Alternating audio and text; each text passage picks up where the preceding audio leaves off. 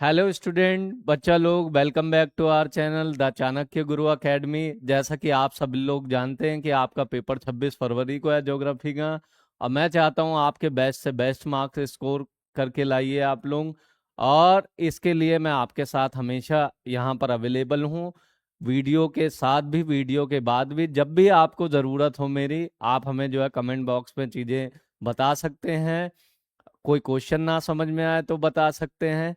तो बिना देर किए हुए अपनी वीडियो पर चलते हैं। जैसा मैं आपको डिस्कस करूंगा लाइन टू लाइन, एक एक चीज बहुत ही डीपली समझाने वाला हूं। आप लोग यहाँ पर प्रेजेंट रहिए, ध्यान दीजिए, ताकि आपका ज़्यादा से ज़्यादा जो है यहाँ पर फोकस रहे और आप ज़्यादा से ज़्यादा मार्क्स गेन करें। तो चलिए बिना देर किए हम लोग चलते हैं अपनी वीडियो पर।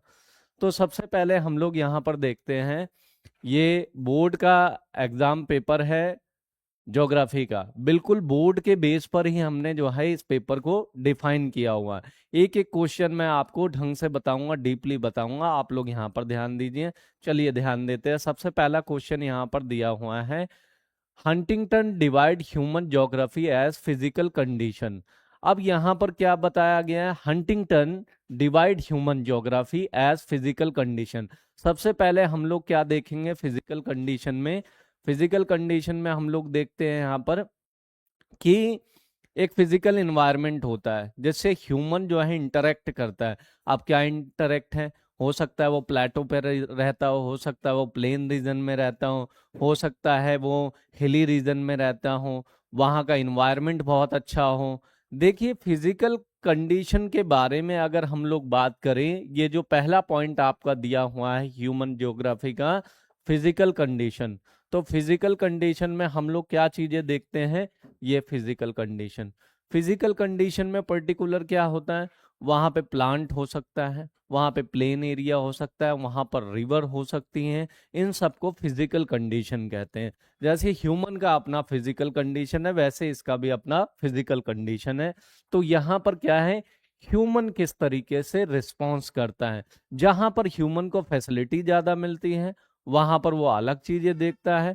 जहां पर फिजिकल एक्टिविटी कम मिलती है वहां उसके अकॉर्डिंग जो है वो अपना बिहेवियर करता है। जैसे प्लेन्स एरिया में रिवर ज्यादा है, प्लेन्स एरिया हम लोगों को देखने को मिलता है, यहाँ पर लाइफ को सरवाइव करने का ऑप्शन हमारे पास ज्यादा है। लेकिन हिली रीजन में नहीं है, डिजर्ट रीजन में नहीं है। तो उसके अकॉर्डिंग क्या होता है ह्यूमन का रिस्पॉन्स। तो इसका ये आंसर राइट है। तो हम लोग आगे चल के देखते हैं इसमें क्या चीजें बताई गई हैं। तो देखते हैं question number 2, who is not a French geographer out of the following. अब फ्रेंच जोग्राफर कौन जो है इसमें से नहीं है, तो वो है रिटर जो है फ्रेंच जोग्राफर नहीं है। नेक्स्ट क्वेश्चन पे चलते हैं। यहाँ पे क्वेश्चन नंबर 3 दिया हुआ है, to which country does LNC sample belong to. तो एलएनसी सैंपल कहाँ से बिलोंग करते हैं, हमारे एलएनसी सैंपल बिलोंग करते हैं यूएस से। इसका सी पॉइंट जो है राइट है। तो हम लोग देखते हैं इसका सी पॉइंट राइट है। क्वेश्चन नंबर 4 पे चलते हैं, consider the following statement about environmental determinism and choose the correct answer. देखिए इन्वायरमेंटल डिटर्मिनिज्म का मतलब क्या होता है। तो इन्वायरमेंटल डिटर्मिनिज्म का मतलब, इन्वायरमेंट क्या कहते हैं, जो हमारे आसपास की चीजें हैं। हो सकता है प्लेन्स हो सकता है पेड़ पौधे हों। तो प्लांट है, वेजिटेशन है, प्लेटो है, रिवर है, माउंटेन है, ये हमारे क्या है आसपास की जितनी भी चीजें हैं। अब पर्टिकुलर ये चेंज होती हैं, प्लेन्स वाइज अलग हो जाएगी, प्लेटो वाइज अलग हो जाएगी, माउंटेन वाइज अलग हो जाएगी। तो हम कहते हैं इन्वायरमेंटल डिटर्मिनिज्म। अब देखिए इसमें जो आंसर दिया गया है, चूज द करेक्ट आंसर हम लोग देखेंगे। सबसे पहला है, physical environment become mother nature for human being. अब इंसान जब भी उसका जन्म होता है तो सबसे पहले वो अपने इन्वायरमेंट को देखता है। अगर हम पास्ट में चले, नेचर में चलें, तो नेचर की बहुत सारी चीजें देखते हैं, जैसे प्लांट हो गया, वेजिटेशन हो गया, ये सारी चीजें हैं। उसके आसपास की रिवर हो गई। इंसान की बेसिक नीड अगर साइंटिफिक नॉलेज में देखी जाए तो क्या है साइंटिफिक नॉलेज में, तो हम लोग देखते हैं साइंटिफिक नॉलेज में सबसे पहले इंसान को चाहिए ऑक्सीजन, फिर चाहिए वाटर, फिर चाहिए खाना। इसके बिना इंसान सरवाइव नहीं कर पाता। अब नेचर क्या, नेचर को देखकर वो जीना सीखता है। जैसे वाइल्ड एनिमल है, अपने अडेप्टेशन के अकॉर्डिंग, अडेप्टेशन क्या होता है, जहां पर वो रहता है वहां पर चीजों को सीखता है, वो उसका अडेप्टेशन हो गया। पर्टिकुलर वो एटमॉस्फेयर है जहां पर वो सरवाइव करता है। तो पहला है physical environment become mother nature for human being. दूसरा यहाँ पर क्या है, level of technological development is low. अब टेक्नोलॉजिकल डेवलपमेंट लो क्या है, ये मैं आपको थोड़ा सा एक्सप्लेन करना चाहूंगा। अगर आज भी आप रूरल एरिया में जाते हो तो फॉरेस्ट के बीच में एक छोटा सा बिल्कुल रास्ता होगा, जो बिल्कुल जो मिट्टी की तरह दिखता है आपको, उस पे से लोग चलते हुए जाते हैं। तो इसका मतलब टेक्नोलॉजी क्या है, टेक्नोलॉजी का मतलब ये है ह्यूमन पर्टिकुलर नेचर को खराब नहीं करता, वहां वो उन्हीं चीजों का क्रिएशन करता है जो बहुत ज्यादा जरूरी होती हैं, उन्हीं के अकॉर्डिंग सरवाइव होता है। और ह्यूमन जो है नेचर का फ्रेंड होता है। तो इस तरीके से हम देखते हैं इसका पहला पॉइंट भी राइट है और दूसरा पॉइंट भी राइट है।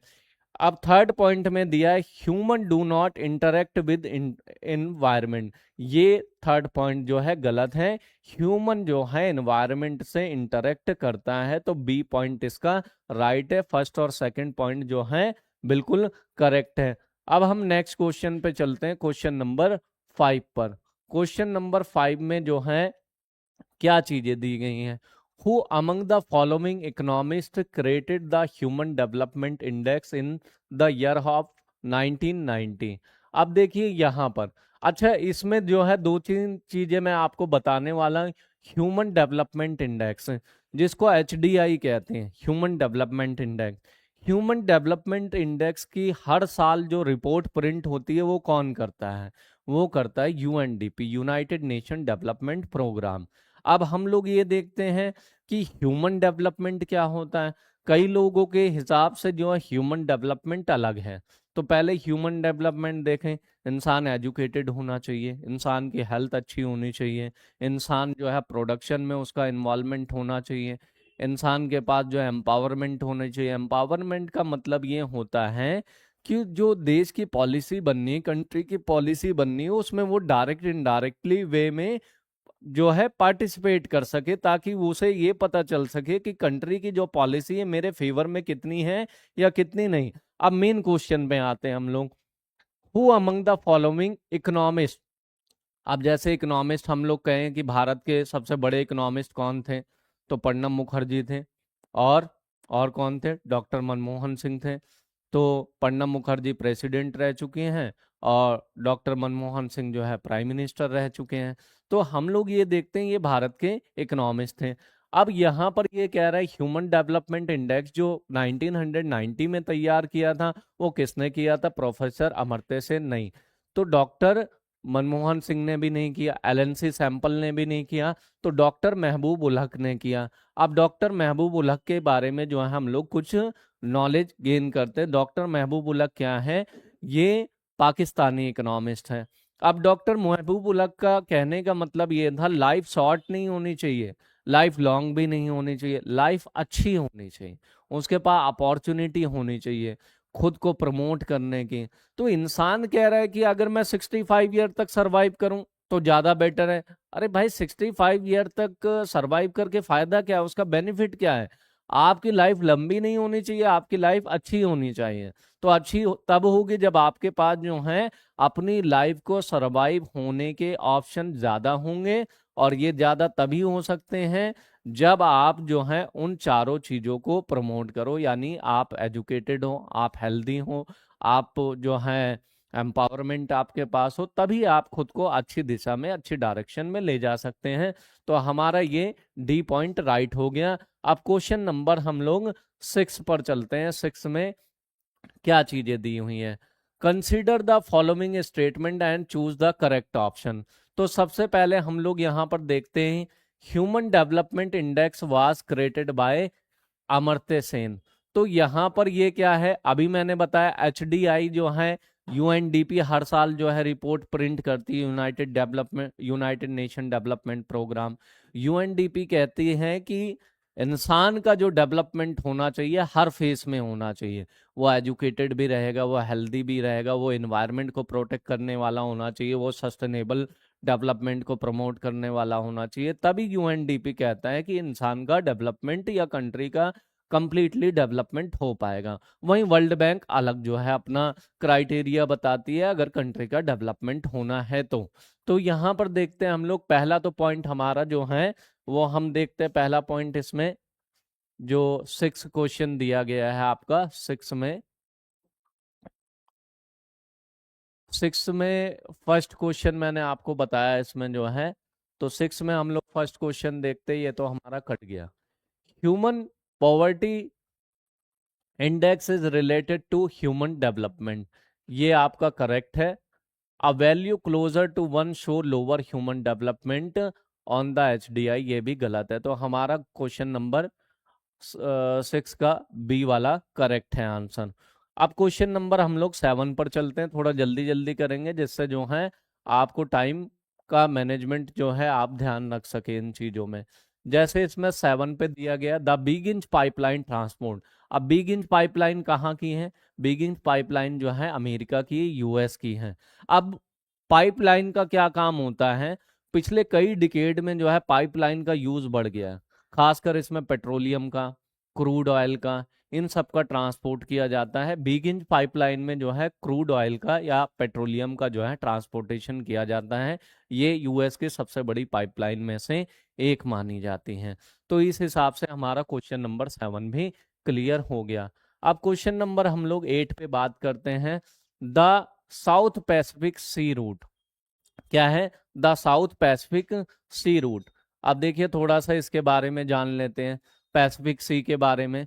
अगर हम लोग ये कहें कि वर्ल्ड का सबसे डीपेस्ट जो है ओशियन कौन है, तो आपको पता चलेगा वो पैसिफिक ओशियन है। ऐसा कहा जाता है हिमालय माउंटेन जो है, अगर उसको काट के डेप्थ में लगा भी दिया जाए उसके, तो शायद वो भी डूब जाएगा इसमें। तो इसकी डेप्थ बहुत ज्यादा है जिसको आज भी मेजरमेंट नहीं किया जा सका। तो यहाँ पे क्वेश्चन नंबर 8 में the South Pacific sea route connect, तो किसको? वेस्ट एशिया को न्यूजीलैंड से, ये गलत हो गया हमारा, ये नहीं है। साउथ अमेरिका विद ओशियन, ये भी आपका जो है गलत हो गया। Western Africa with north America, ये भी गलत हो गया। फोर्थ वाला हमारा राइट हो जाएगा, वेस्टर्न यूरोप विद ऑस्ट्रेलिया। तो साउथ पैसिफिक सी रूट जो है कनेक्ट करता है वेस्ट यूरोप को ऑस्ट्रेलिया के साथ। किसके साथ? वेस्ट यूरोप को ऑस्ट्रेलिया के साथ। क्वेश्चन नंबर हम लोग यहाँ पर अब 9 पर देखते हैं, 9 में क्या चीजें दी गई हैं।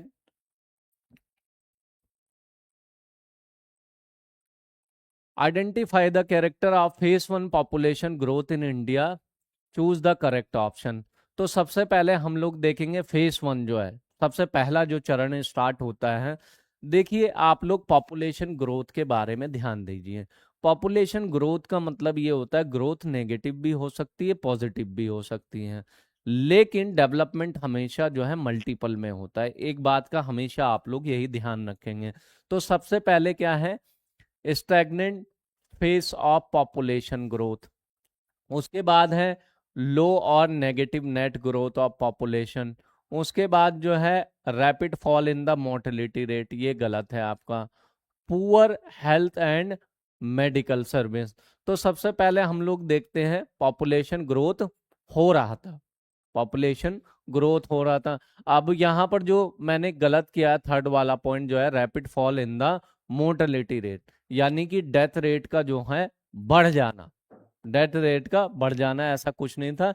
पुअर हेल्थ और मेडिकल सर्विसेज जो हैं वो आपकी जो है खराब थी इस समय की, इसलिए जो है पॉपुलेशन बहुत धीरे गति से आगे बढ़ रही थी। तो इसका आंसर जो है हमारा कौन सा है? पहला राइट है, दूसरा राइट है और चौथा राइट है, थर्ड आपका गलत है। तो हमने क्वेश्चन नंबर जो है 9 इसमें कंप्लीट कर लिया है। अब 10 में आते हैं। Choose the correct option regarding the stretch of national waterways number 1। अब नेशनल वाटरवेज नंबर, ध्यान से देखिए, आपको एक बात बता देता हूं मैं। नेशनल वाटरवेज नंबर 1 जैसे हमारा नेशनल हाईवे है, अभी वर्ल्ड का जो, सॉरी इंडिया का नेशनल हाईवे जो NH 44 है वो सबसे बड़ा हाईवे है इंडिया का। उसके अलावा नेशनल वाटरवेज नंबर 1 जो है अब वाटरवेज क्या होता है, ये गंगा रिवर पे बना हुआ है। किस पे? गंगा रिवर पे बना हुआ है। ये कहाँ से जाता है? इलाहाबाद से हल्दिया तक जाता है। यहाँ पर दिया हुआ है, ये रहा। इलाहाबाद पहले का नाम था, इसलिए बी पॉइंट जो है इलाहाबाद प्रयागराज टू हल्दिया, ये गंगा रिवर पे बना हुआ है। अब इसमें आप कहोगे ट्रांसपोर्टेशन क्या होता है? इसमें कोल होता है, टिम्बर वगैरह, इन सब का जो है ट्रांसपोर्टेशन किया जाता है। और एक बात का आप लोग ध्यान रखना, जब भी कोई भी वाटरवेज कभी भी बनेगा, नेशनल वाटरवेज नंबर 1 है, 2 है, 3 है, तो ये पेरिनियल रिवर पे बनता है। पेरिनियल रिवर वो होती है जो हिमालय माउंटेन से निकलती हैं और जिसका ड्रेनेज ब्रॉडर होता है, यानी कि ड्रेनेज सिस्टम जहाँ से नदियां होकर बहती है वो काफी बड़ा होता है। तो इसलिए जो है यहाँ पर बना है। तो हम लोग देखते हैं इसका क्वेश्चन नंबर 10 का आंसर बी जो है वो करेक्ट है। अब हम लोग जो है क्वेश्चन नंबर 11 पे चलते हैं। क्वेश्चन नंबर 11 पे देखते हैं, which is the prime source of energy in India. अब prime source of energy in India क्या है? तो थर्मल एनर्जी है। कौन सी है? Thermal energy. न्यूक्लियर भी नहीं है, हाइड्रो इलेक्ट्रिसिटी भी नहीं है, विंड एनर्जी भी नहीं है। कौन सी एनर्जी हमारी? थर्मल एनर्जी है। कौन सी एनर्जी है? थर्मल एनर्जी है। ये है आपका। आप क्वेश्चन नंबर 12 पे देखते हैं, the kinetic energy, the kinetic energy of wind. अब विंड के बारे में बात कर रहा है। विंड यानी विंड मिल्स जो है, उसकी काइनेटिक एनर्जी कन्वर्ट होती है किसमें? इलेक्ट्रिक एनर्जी में। किसमें होती है? इलेक्ट्रिक एनर्जी में। तो क्वेश्चन नंबर 12 का आंसर नंबर बी ठीक है। मैकेनिकल एनर्जी नहीं होती, जियोथर्मल एनर्जी नहीं होती, बायो एनर्जी नहीं होती। इसका बी पॉइंट करेक्ट है। जहां पर भी आप देख लो the kinetic energy of wind, उसका आंसर ये समझ लेना सीधा इलेक्ट्रिक एनर्जी पे है। The kinetic energy of wind जहां पर भी लिखा है, उसका आंसर आप लोग समझ लेना कि इलेक्ट्रिक एनर्जी पे है। अब हम लोग क्वेश्चन नंबर 13 पर चलते हैं। 13 में क्वेश्चन यहाँ पर क्या चीजें दी गई हैं? 13 में, people as central to all development. यहाँ पर बात को समझने की कोशिश करना, ए पॉइंट में आप लोगों को क्या मेंशन किया गया है। People are central to all development, यानी कि डेवलपमेंट के सेंटर पे ह्यूमन को रखकर देखा जाता है। क्योंकि अगर ह्यूमन नहीं है तो डेवलपमेंट का किसी से कोई लेना देना नहीं है, ना इकोनॉमिक ग्रोथ का लेना देना है। तो हर एक सेंट्रलाइज प्लान में ह्यूमन को क्रिएट कर दिया है। क्यों कर दिया है ह्यूमन को क्रिएट? क्योंकि डेवलपमेंट को प्रमोट भी वही करेगा, उसको गेन भी वही करेगा, नेगेटिव पॉजिटिव चीजें हैं वो भी वही देखेगा। तो यहाँ पर people are central to all development. Our point क्या है? Reason, development is about giving people more freedom to live. देखिए एक बात ध्यान में रखिए, अगर जेम्स वॉट को फ्रीडम नहीं होती शायद स्टीम जो है इंजन नहीं बना पाता हो। तो आप लोग ये देखो, वास्को डिगामा के अंदर चाह थी तो उसने मार्केट पर्पस से जो है इंडिया को ढूंढ निकाला। तो आप लोग ये देखिए कि हर एक पर्सन जिसको लिबर्टी है, जिसे कंप्लीट फ्रीडम है, वही पर्सन आगे जो है कुछ कर सकता है। तो हम लोग देखते हैं इसमें क्या आंसर है। Both A and R true and R is the correct explanation of A, ये राइट है। तो हम लोग बिना आगे जो है बाकी क्वेश्चन जो है बी सी डी पॉइंट जो है ना देखते हुए पहले पॉइंट को हमने करेक्ट कर दिया। नेक्स्ट पॉइंट आता है क्वेश्चन नंबर 14। ये क्वेश्चन जो है थोड़ा सा कैसा क्वेश्चन है आपका, इस क्वेश्चन में आप लोग मोस्टली बच्चे गलत करोगे ही। अब देखिए क्या दिया है, India population as per 2021 census है। 2000, देखिए आपको भी पता है 2021 कैसा दौर था, वर्ल्ड में एक पेंडेमिक जो है, पेंडेमिक का दौर था। तो हम लोग देखते कोविड-19 अपने पीक पर था उस समय। तो इंडिया में सेंसस हुई नहीं उस समय। तो पॉपुलेशन बताने का कोई मतलब ही नहीं बनता कि इंडिया का सेंसस जो है पॉपुलेशन कितना था। तो नन ऑफ द अबव, ये डी पॉइंट इसका राइट हो जाएगा। तो हमने देखा डी पॉइंट इसका राइट है। कुछ क्वेश्चन ऐसे हैं जिसमें आपको सिर्फ थोड़ा सा दिमाग लगाना है, सेकंडों का आंसर है। अब नेक्स्ट क्वेश्चन पे हम लोग चलते हैं, यहाँ पर क्या चीजें बताई गई हैं। क्वेश्चन नंबर है हमारा 15।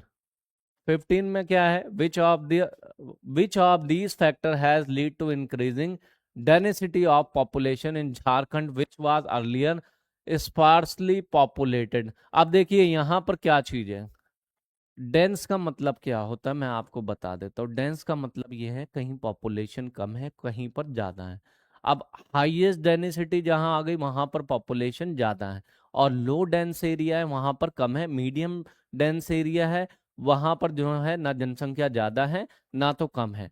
तो अगर हम लोग बात करें मेगा सिटी की तो वो डेंस पॉपुलेटेड एरिया है। लेकिन कुछ एरिया डेंस है क्यों, उसके पीछे रीजन क्या है। अब जैसे अगर हम लोग कुछ धार्मिक जगहों की बात करें, जैसे आप अजमेर में चले जाइए, वो हाईली डेंस डेंस एरिया है। क्यों? क्योंकि अजमेर दरगाह है, वो एक रिलीजियस प्लेस है। आप इधर खाटू श्याम चले जाइए, वो डेंस पॉपुलेटेड जोन है। क्यों है? हरिद्वार चले जाइए, क्योंकि एक रिलीजियस पर्पज से, एक एजुकेशन पर्पज से है। अब एजुकेशन पर्पज से ध्यान दीजिए तो दिल्ली है, क्राउड ज्यादा है। वाराणसी है, वहाँ क्राउड ज़्यादा है, जहाँ बेचू यूनिवर्सिटी है। इलाहाबाद, इलाहाबाद यूनिवर्सिटी है। तो हम लोग ये सारी चीज़ें देखते हैं। तो सबसे पहले हम लोग देखते हैं कि which of these factor has lead to increasing density of population. Jharkhand में ज़्यादा पॉपुलेशन बढ़ने के रीज़न क्या है, जबकि पहले वहाँ पे जो है कम जनसंख्या थी। तो सबसे पहले हम लोग देखते हैं अवेलेबिलिटी ऑफ मिनरल रिसोर्सेज। तो ये पॉइंट राइट है। बेटर ट्रांसपोर्ट फैसिलिटी नहीं है, इरिगेशन सिस्टम नहीं है। तो हम लोग यहाँ पर देखते हैं आंसर डी पॉइंट राइट हो जाता है। झारखंड की बात करें तो झारखंड में कौन सा मिनरल्स है? झारखंड में आज भी सबसे ज्यादा कोल माइंस देखने को मिलती हैं। रानीगंज, झरिया जैसी जगह होती है वहां पर जो है कोल, इंडिया का सबसे लार्जेस्ट माइंस जो है वो पाई जाती है। तो आपको इतना मैंने क्लियर कर दिया। नेक्स्ट में आ जाते हैं यहाँ पर, क्वेश्चन नंबर 16 दिया हुआ है। क्वेश्चन नंबर आपको 16 दिया हुआ है। ये बहुत इंटरेस्टिंग क्वेश्चन है, 2 मार्क्स का है। Truck farming, what do you mean bye truck farming. अब मैं आपको बताता हूँ ट्रक फार्मिंग क्या होती है। जैसे मैं दिल्ली में रहता हूँ, तो दिल्ली में सब्जियां कहाँ से आ रही हैं? हरियाणा के कुछ एरिया से आ रही है, मेरठ से आ रही है, आपका जो है मुजफ्फरनगर से आ रही है। आसपास के एरिए जो रात भर ट्रक चला के सुबह यहाँ पर पहुंच जाते हैं। यानी कि ट्रक कब लोड होगा? रात में 1-2 बजे, 4 बजे तक उनकी गाड़ी पहुंच जाएगी, और यहाँ पर वो सुबह सुबह माल बेचकर सारा चले जाते हैं। ये ट्रक फार्मिंग होती है। ये डेली बेसिस पर जो है वो सब्जियां आती हैं जिनकी ज़रूरत होती है, या फूल आते हैं, फ्लावर्स वगैरह वगैरह आते हैं, वो सब यहाँ पर देखे जाते हैं। ठीक है, तो आप लोग देखो ये ट्रक फार्मिंग हो गई, इसको ट्रक एग्रीकल्चर भी कहते हैं। तो यहाँ पर ये चीज़ें देखिए, ट्रक फार्मिंग हॉर्टिकल्चर प्रैक्टिस, जिसमें वेजिटेबल आ गए, फ्रूट्स वगैरह आ गए, वो भी है इसमें। ग्रोइंग वन और more vegetable crops on a large scale for shipment distant market, it is usually less intensive and diversified than market gardening. At first this type of farming depend entirely on local और regional market. जो मैंने आपको बता दिया। अब मुश्किल से जो है दिल्ली से मेरठ का सफर कितना है, चलिए ओवरऑल मान लीजिए 70 किलोमीटर है। तो 70 किलोमीटर अगर मुझे ट्रांसपोर्टेशन देखना है तो मुश्किल मुश्किल से मैक्सिमम 2 आवर्स लगेगा, कम से कम 1.5 आवर्स लग सकता है। तो मैंने आपको ट्रक फार्मिंग के बारे में नॉलेज दे दी। चलिए नेक्स्ट पे चलते हैं, जो कि फिर से जो है एमसीक्यू एक क्वेश्चन जो है आ गया है 1 मार्क का। इसमें क्वेश्चन नंबर 17 में क्या बात कही गई है, ध्यान से देखना। Choose the correct option related to the two end point of national waterways number 2। अभी मैंने वाटरवेज नंबर 1 बताया था जो इलाहाबाद से हल्दिया तक था। दूसरा मैं आपको बता रहा हूँ कौन सा है, सदिया से धुबरी तक है। ये सदिया से धुबरी तक कौन से रिवर पे बना हुआ है? ब्रह्मपुत्रा रिवर पे बना हुआ है। कौन सी रिवर पे? ब्रह्मपुत्रा रिवर पे बना हुआ है। तो हम लोग ब्रह्मपुत्रा रिवर में ये चीजें देखते हैं। अब सदिया कहाँ है? ये आपका असम साइड में है। ये कहाँ है? ये बांग्लादेश के बॉर्डर के पास है। तो आप लोग ये देख लीजिए कि यहाँ से यहाँ तक जो है इसका ट्रांसपोर्टेशन होता है ब्रह्मपुत्रा रिवर में। तो क्वेश्चन नंबर 17 तक मैंने आपको समझा दिया है। अब क्वेश्चन नंबर 18 में चलते हैं। क्या चलते हैं? क्वेश्चन नंबर 18 में। पहले इसको रीड कर लेते हैं आराम से। The study the chart given below the answer question the following. The population density of the top 10 most densely populated countries. इसका कहने का मतलब है कोई कंट्री पॉपुलेटेड है तो क्यों है, कोई लेस पॉपुलेटेड है तो क्यों है, उसके पीछे रीजन है। देखिए कोई भी कंट्री पॉपुलेटेड कब होती है सबसे ज्यादा, या तो मिनरल्स हो, एजुकेशन के सोर्स हो, हेल्थ हो, कोई भी ऐसी कंडीशन होगी, या सरवाइव होने की बेस्ट अपॉर्चुनिटी हो, तो वो डेंस हो जाएगी। जो नहीं है वो मीडियम है, जो नहीं है वो लो डेंस एरिया कहलाएगा। अब देखते हैं इसमें क्या चीजें बताया गया है। सबसे पहले हम लोग देखते हैं व्हाट इज पॉपुलेशन डेंसिटी। तो पॉपुलेशन डेंसिटी के बारे में अगर हम लोग बात करें तो what is population density, population density means the number of people living in each unit of area. अब पर्टिकुलर 1 किलोमीटर के दायरे में कितने लोग रहते हैं ये देखना है। अब जैसे दिल्ली और मुंबई को हम लोग सिटी नहीं कहते, मेगा सिटी कहते हैं। दिल्ली, मुंबई, बैंगलोर, चेन्नई, ये सब मेगा सिटी है। यहाँ की पॉपुलेशन 2 करोड़ के अराउंड है। तो आप लोग देख लो हाईली डेंस एरिया है। दूसरा यहाँ पे which two country have the highest population density in the world and why. अब देखिए हाईएस्ट पॉपुलेशन जो है हम लोग देखते हैं मकाऊ एंड मोनाको है, have a high population density. Macau क्यों है, यहाँ एमिग्रेशन होता है नेबरिंग कंट्री से। एमिग्रेशन का मतलब क्या होता है, एमिग्रेशन का मतलब हिंदी में आप्रवास होता है, यानी कहीं से जब कोई पीपल हमारी कंट्री में आता है पर्टिकुलर सर्वाइव, वो एमिग्रेशन है। जैसे आप लोग देखो बांग्लादेश से 1971 में जब वॉर हुआ था तो कितने बांग्लादेशी, 80 लाख बांग्लादेशी जो है इंडिया भाग कर आ गए थे। तो वो आ गए।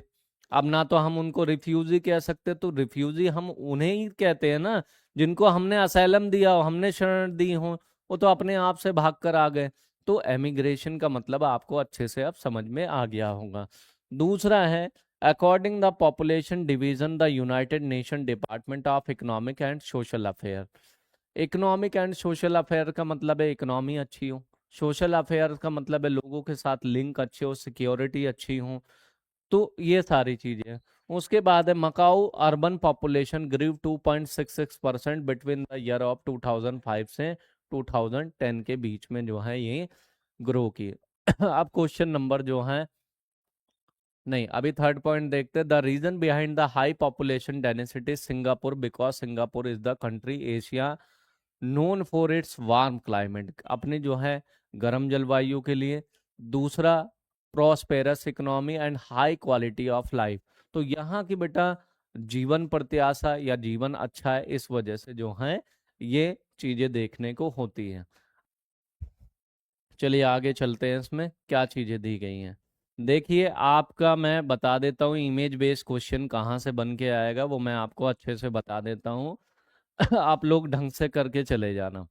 4 चीजें बताऊंगा, उन 4 में से 2 तो पक्की आती हैं, हर हर साल आती है। सबसे पहले सुएज कैनाल का आपको मैप आएगा, पिक्चर बेस्ड क्वेश्चन आएंगे।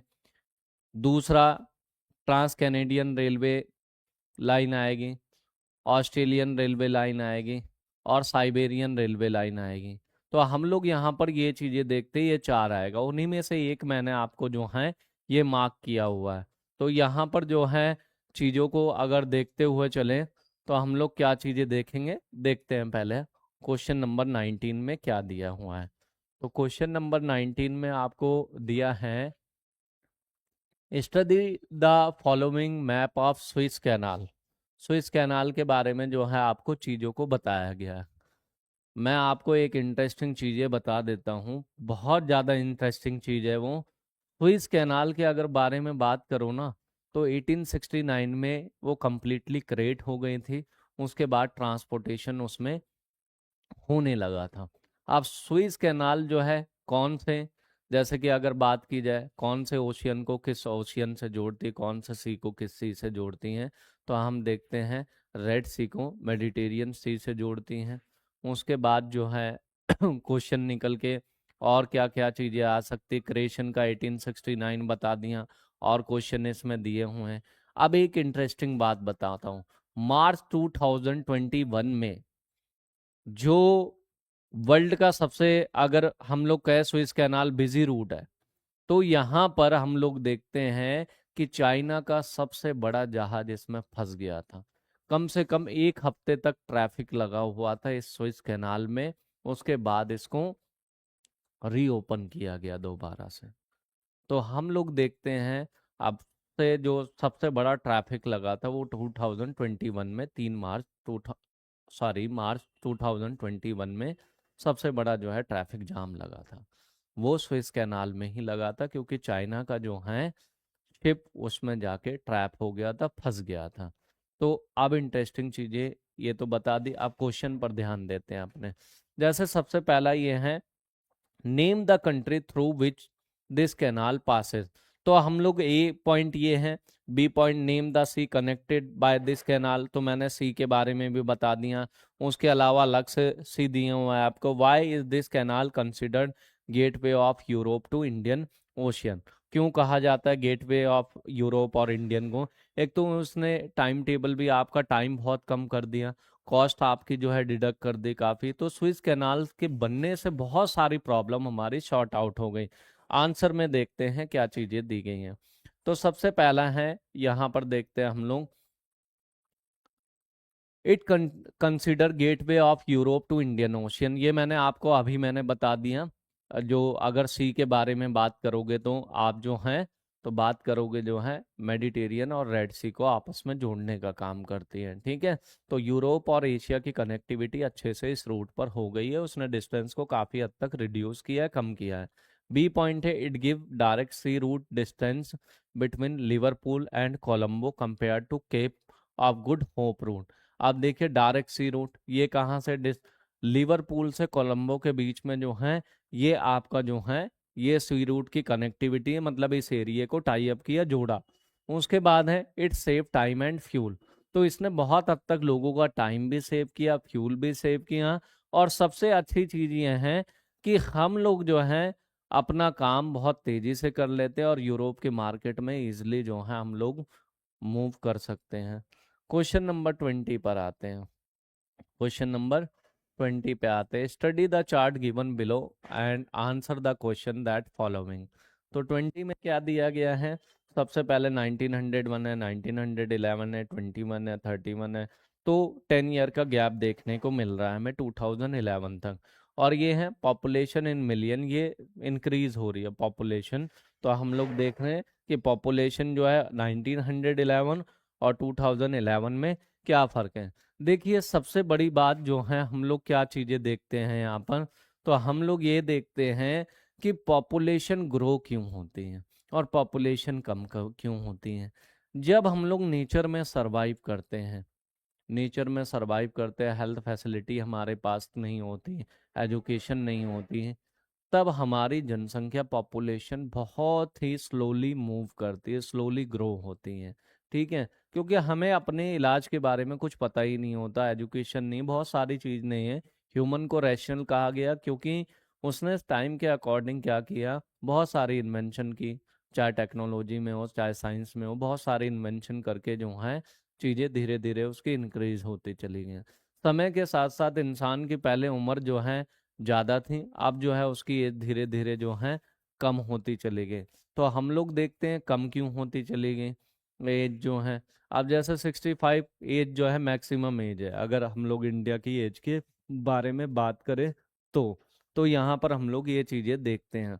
तो सबसे पहला देखते हैं, यहाँ पर क्वेश्चन दिया है, what do you mean by decadal growth. Decadal का मतलब ये होता है हिंदी में दशक, और डिकेड का मतलब ये होता है कि 10 साल के बीच में। बहुत बच्चे कंफ्यूज होते हैं, यार ये डिकेड क्या है। मैं कह रहा हूँ 1910 का डिकेड। तो 1910 का डिकेड का मतलब होता है 1910 से लेके 1919 तक, 20 नहीं 19 तक, उसको डिकेड कहते हैं। वो 10 साल को क्या कहते हैं, हम लोग डिकेड कहते हैं। तो डिकेड क्या है? सबसे पहले what do you mean by decadal growth rate. The decadal growth rate is the vital part of census operation. This give the overview of the percentage of total population growth in a particular decade। अब एक decade में जो है कितनी जो है growth हुई है पॉपुलेशन की, पहले हम नंबर में फिर हम परसेंटेज में उसे काउंट करते हैं। जैसे माना कि 1901 में जो है पॉपुलेशन जो है 1 करोड़ थी। फिर सडनली जो है 1911 में हमने देखा कितनी हो गई हमारी पॉपुलेशन, बढ़कर जो है 2 करोड़ के आसपास हो गई। तो हम लोग कहते हैं दुगनी गति से जो है बढ़ रही है। तो ये चीजें देखने की होती हैं।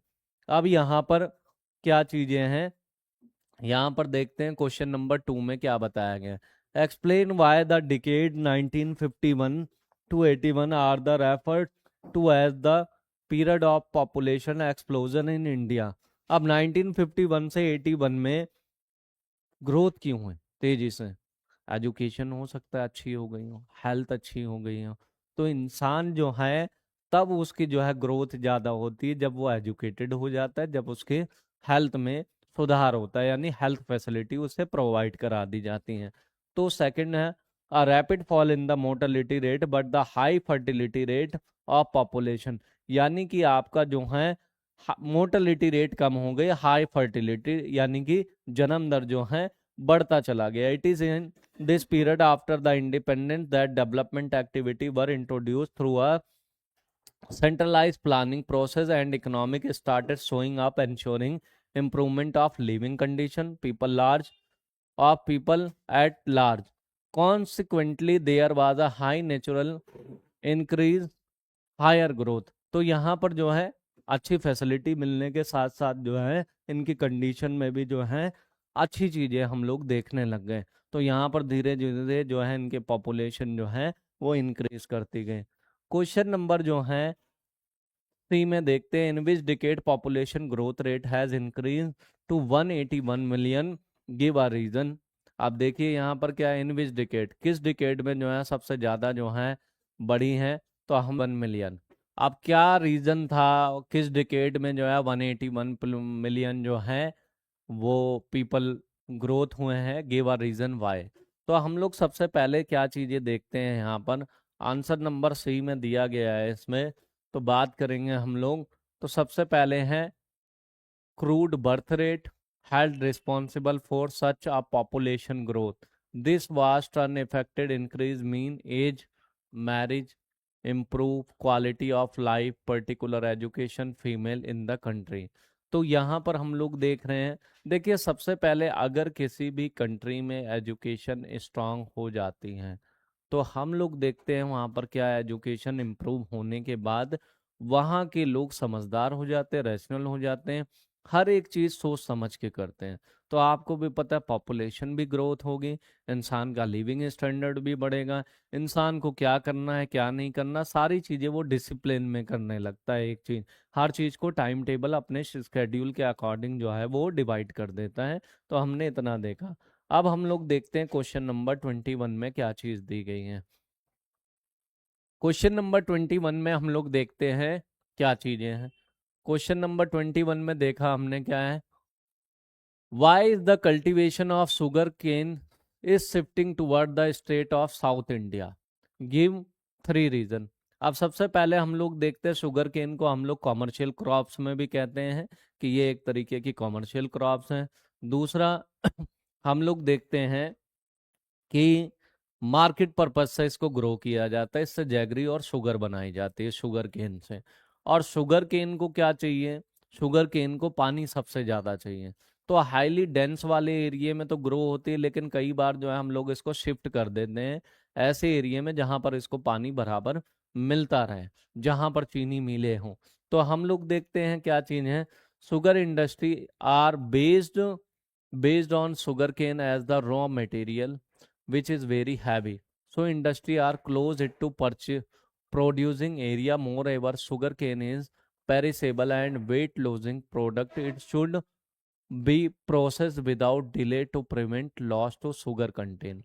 तो इसका मतलब ये है कि जहाँ पर सबसे ज़्यादा चीनी मिलें होती है वहीं पर शुगर इंडस्ट्री को सेटअप किया जाता है। क्योंकि अगर हमने शुगर केन कहीं ग्रो की और माना वहाँ से 200 300 400 किलोमीटर के दूर पे डिस्टेंस पर जो है वहाँ चीनी मिले हैं, तो उसका सुक्रोज अमाउंट क्या होता चला जाएगा, कम होता चला जाएगा, और जिससे चीनी या जैगरी चीनी कम निकलेगी। तो हम लोगों ने क्या देखा, इसलिए इसको सेटअप किया गया वहां पर जहां पर चीनी मिले हैं। दूसरा क्वेश्चन दिया है, sugar industry are migrated to South India due to following reason. Sugar content in the sugar cane in South India more than of North India, so it is more profitable. तो हम लोग क्या देखते हैं, the sugar content in sugar cane. भाई sugar से ही sugar मिलती है, मैं आपको पहले ही बता चुका हूँ।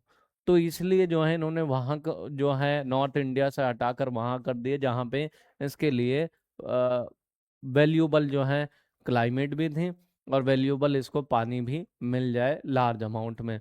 उसके बाद है the cooler climate in this region ensure a longer crushing season. तो यहाँ पर क्या है, the cooler climate in this region. Cooler climate का मतलब होता है ठंडी जलवायु का होना। द नेक्स्ट है the cooperative society are more successful in the South India. देखिए कुछ काम को करने के लिए जो है हमें लोगों का कॉपरेशन चाहिए। कॉपरेशन कहने का मतलब है इन द सेंस जो है हम लोग जो है पैसों की बात कर सकते हैं। हम लोग जो है कॉपरेट में जो है चीज़ें अगर कम भी ग्रो हो रही हैं तो छोटी छोटी हम लोग कोलाबरेट करके जो है अपना एक कॉपरेशन बनाकर जो है चीज़ों को कर सकते हैं, जो इजीली हो जाती हैं चीज़ें। बाकी नेक्स्ट क्वेश्चन में चलते हैं हम लोग। नेक्स्ट क्वेश्चन क्या चीज़ें बताई गई हैं। क्वेश्चन नंबर 22 है। क्वेश्चन नंबर 22 में बताया गया है define the term of rain water harvesting, mention any four advantage of rain water harvesting system. अब रेन वाटर क्या होता है, रेन वाटर हार्वेस्टिंग का मतलब होता है रेनफॉल के वाटर को कलेक्ट कर कर जो है उसको स्टोर कर देना। स्टोर कहाँ करेंगे, ज़मीन में टैंक बनाकर।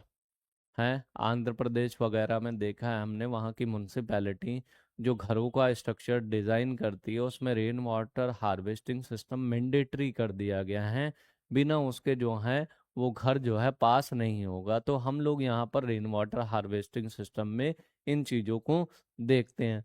जैसे rain water harvesting is the method to capture and storage rain water for reuse on site rather than allowing it to turn off. अब जैसे राजस्थान हो गया, रेन वाटर हार्वेस्टिंग सिस्टम है जिसको कुंड या टंका कहते हैं, ठीक है। और कई जगह इसको जोहड़ भी कहते हैं। जैसे रानी पद्मावती मूवी देखी होगी, उन्होंने जोहड़ किया, एक सुरक्षित स्थान है जहाँ वाटर जो रेन वाटर होता है, रेनफॉल होता है, वो वाटर कलेक्ट हो जाता है एक जगह पर और उसका लंबे समय तक इस्तेमाल कर सकते हो आप जब आपको पानी की कमी महसूस होती है। तो राजस्थान में जगह जगह टंका, कुंड, जोहड़ ये सब बना रखा है। क्यों बना रखा है, वाटर को स्टोर करने के लिए। कई जगह लोगों ने अंडरग्राउंड वाटर टैंक बना रखा है कि जब ज़रूरत हो तब हम इसका पानी जो है यूज़ कर सके। नेक्स्ट देखो, four advantage of rain water harvesting. It is a low cost eco friendly technique for preserving every drop of water. अब इको फ्रेंडली इसलिए है, समय के साथ साथ हम वाटर की कीमत को नहीं समझेंगे तो हमारी कीमत आने वाले समय में किसी भी तरीके से नहीं हो पाएगी। इनफैक्ट हम लोग जो है बीमार पड़ने लगेंगे, अनहेल्दी हो जाएंगे। वाटर की कमी से बॉडी में बहुत सारी डिसीज हो जाती हैं। नेक्स्ट है it increase water availability and check the decline ground water table. Ground water table क्या है कि ग्राउंड के वाटर का लेवल जो है चेक किया जाए। और कई बार ये होता है ग्राउंड वाटर लेवल तो समय के साथ साथ वो डिक्रीज होता जा रहा है ड्यू टू हाई पॉपुलेशन। उसके अलावा क्या है, मेटल्ड की रोड बन गई है जिससे और पानी जो है वो जमीन के अंदर नहीं जा पाता है। तीसरी बात हम लोग बात करें तो लोगों ने जो है वाटर की वैल्यू को नहीं समझा है जिससे ये सारी चीजें क्रिएट हो गई हैं। उसके बाद है it prevent soil erosion and flooding. Soil erosion का मतलब क्या होता है, अर्थ के अपर पार्ट का रिमूव हो जाना, चाहे मैन मेड एक्टिविटी के थ्रू हो चाहे आपका जो है नेचुरल एक्टिविटी। मैन मेड क्या होता है, ओवर ग्रेजिंग की वजह से। नेचुरल एक्टिविटी क्या है, फ्लड के आ जाने से। तो ये सारा वाटर जो है स्टोर हो जाएगा। जब वाटर बचेगा ही नहीं तो क्या चीजें आएंगी। तो हम लोग ये सारी चीजों को देखते हुए चलते हैं। It can also save energy to pump ground water as recharge lead to rise in the ground water table. ये मैंने अभी आप लोगों को एक्सप्लेन कर दिया है कि ग्राउंड लेवल वाटर जो है उसको चेक एंड बैलेंस करना। चेक एंड बैलेंस का मतलब ये है कि वो अपने जो है पहले के स्पेस पे है कि नहीं, उसका लेवल घटा बढ़ा तो नहीं है, घटा है तो कितना कम हो गया है, बढ़ा है तो कितना बढ़ गया है, तो हम उस हिसाब से चीज़ों को मेंटेन कर सकें या उस हिसाब से चीज़ों को वापस स्टोर कर सकें। अगर फुल है तो हमें स्टोर करने की ज़रूरत नहीं पड़ती है। तो ये सारी चीज़ें हमने देखी। अब नेक्स्ट क्वेश्चन दिया गया है, इसमें क्वेश्चन नंबर जो है 23 है। 23 में क्या बताया गया है, explain any 3 consequence of air pollution. अब एयर पोल्यूशन के बारे में बात करें, देखिए मोस्टली एयर पोल्यूशन और नॉइस पोल्यूशन में ज़्यादा डिफरेंस नहीं देखने को मिलता है। भाई व्हीकल और इंडस्ट्री से एयर पोल्यूशन भी हो रहा है और नॉइस पोल्यूशन भी क्रिएट हो रहा है। तो हम लोग क्या चीज़ें देखते हैं एयर पोल्यूशन में, कि भाई एयर पोल्यूशन से ही सारी जो है हमें डिसीज होती है, जितने भी बॉडी के इंटरनल पार्ट्स में डिसीज है वो सब इन्हीं की वजह से देखने को मिलती है। तो यहाँ पर चीजों को देखो, air pollution, types of pollution. भाई पॉल्यूशन का मतलब क्या होता है, हमारे इन्वायरमेंट में कोई भी हार्मफुल चीजें वो इन्वॉल्व हो जाए जिससे ह्यूमन की लाइफ, एनिमल्स की लाइफ ये सारी डिस्ट्रॉय हो जाए या कम हो जाए, तो आप लोग कहते हो इसको ये पॉल्यूशन है। इसके अलग अलग टाइप्स है, चाहे वो आपका एयर पॉल्यूशन हो, चाहे वो वाटर पॉल्यूशन हो, चाहे वो नॉइस पॉल्यूशन है। तो इस तरीके की जो है पॉल्यूशन के बारे में हम लोग देखते हैं। अब जैसे यहाँ पर जो है पहला पॉइंट दिया है, it is responsible for many disease that causes harm to our respiratory nerve system. अब रेस्पिरेटरी यानी कि सांस से रिलेटेड हमें बिना बीमारी हो जाती है नर्व सिस्टम से और सर्कुलेटरी सिस्टम से। इसमें क्या है, जैसे आपने सुना होगा इंसान को दमे का पेशेंट बन जाता है, हार्ट का पेशेंट बन जाता है, तो इस तरीके की चीजें। तो ये सारे पोल्यूशन पर जो है गवर्नमेंट काम तो कर रही है, लेकिन पॉपुलेशन ज्यादा बढ़ जाने की वजह से इस पर जो है स्लोली काम हो रहा है। गवर्नमेंट भी कितना करेगी, इंसान भी कितना करेगा।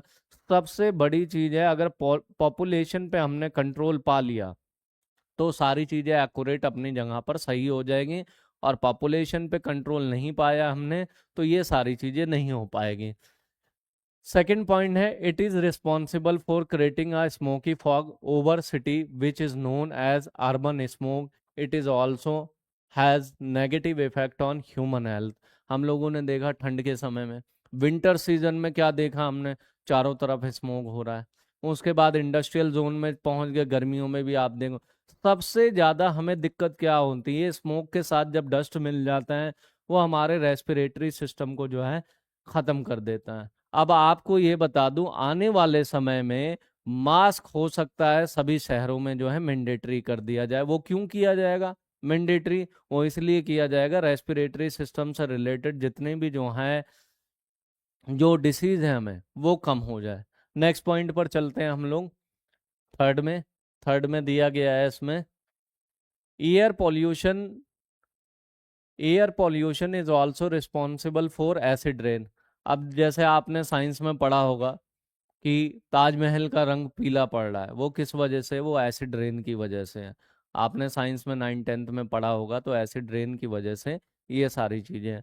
नेक्स्ट इसमें दिया है, the first rain after summer in urban areas always so acidic nature of rain water, it's so a lower pH level than the subsequently rain।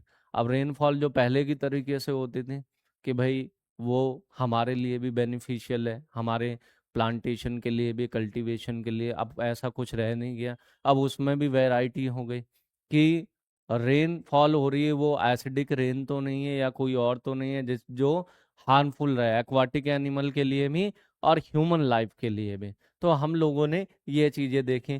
Fourth point क्या है, एयर पॉल्यूशन में be harmful to flora and fauna and to property. Flora fauna जीवन के लिए, यानी कि आप flora और फोना के मतलब ये है, एक तो वनस्पति जगत हो गया, एक प्राणी जगत हो गया। यानी कि आप लोग ये देखिए जितनी भी हमारी वेजिटेशन है, फॉरेस्ट है, हालांकि उन पे कोई फर्क नहीं पड़ेगा, लेकिन आप देखिए एक्वाटिक एनिमल में फर्क पड़ रहा है बहुत ज्यादा। भाई एसिड रेन से उनको फर्क पड़ेगा कि नहीं पड़ेगा, ऑक्सीजन लेवल वहां पे कम होगा। अब आप लोग ये देखिए कि जितनी भी हमारी रिवर है वो इसी पोल्यूशन की वजह से खराब हो रही है। अब छोटा सा एग्जांपल दे दूं वाटर पोल्यूशन का, 18 बड़े ड्रेनेज जाके मर्ज हो रहे हैं दिल्ली में यमुना रिवर में। तो उसकी वजह से आप ये देखो उसका पानी खराब हो गया पूरा। भाई यमुना रिवर को पोल्यूटेड करने वाले जो है दो स्टेट हैं, एक तो दिल्ली हो गया, दूसरा आपका आगरा हो गया। आगरा में जो है स्किन चमड़े का काम होता है। वहीं गंगा रिवर को पोल्यूटेड करने वाले जो है दो शहर है, सबसे बड़े दो शहर है इंडिया के, एक तो कानपुर हो गया, दूसरा वाराणसी हो गया। क्लियर? चलिए क्वेश्चन नंबर 24 27 अभी थोड़ी देर में करते हैं। क्वेश्चन पर आ जाते हैं। 24 से 27 के बीच में है ये क्वेश्चन जो है, ये आपका 4 मार्क्स का है ये क्वेश्चन, तो हम लोग इसमें पढ़ेंगे। देखिए 24 से 27 जो है आपका पैसेज बेस्ड क्वेश्चन जो है किसी भी टॉपिक पर पूछा जा सकता है, और आपको इसको ढंग से रीड करना है। और कई बार जो है आप इसको ढंग से रीड भी मत करो, सबसे पहले क्वेश्चन देख लो आके, क्वेश्चन क्या पूछा गया है। अगर उस क्वेश्चन का आंसर आपको आता है डायरेक्ट टिक करके आगे बढ़ो, ज़्यादा इसमें मेहनत की ज़रूरत नहीं है। और ऊपर से आप देखोगे तो पैसेज में क्वेश्चन लगेगा और आंसर अलग लगेगा, तो क्वेश्चन आंसर देख के समझ ही नहीं पाओगे आप किस बारे में जो है वो बात कर रहा है। वो क्वेश्चन कुछ पूछ रहा है, आप आंसर ढूंढ रहे हो, आंसर उसमें मिलेगा ही नहीं आपको। वो चीजें आपको मेहनत करनी है, याद करनी है। जैसे the existence of a market for manufacture good is the most important factor in the location of industry. Market means people who have demand for these goods and also have been purchasing power, ability to purchase, to be able to purchase from seller at a place। अब इसका क्या मतलब हो गया? हम लोग अगर यहाँ पर चीजों को देखें तो हम लोग देख रहे हैं मैन्युफैक्चरिंग इंडस्ट्री का, यानी कि सेकेंडरी एक्टिविटी के बारे में बता रहे हैं। अब सेकेंडरी एक्टिविटी क्या है? इंसान अपना बिजनेस वहीं तो सेटअप करेगा जहां पर उसके परचेसिंग पावर होगी, जो लोग उसको खरीद पाएंगे, जो लोग उसकी वैल्यू समझ पाएंगे, वहीं तो चीजें हैं। तो यहाँ पर यही तो बात कर रहा है वो इसमें।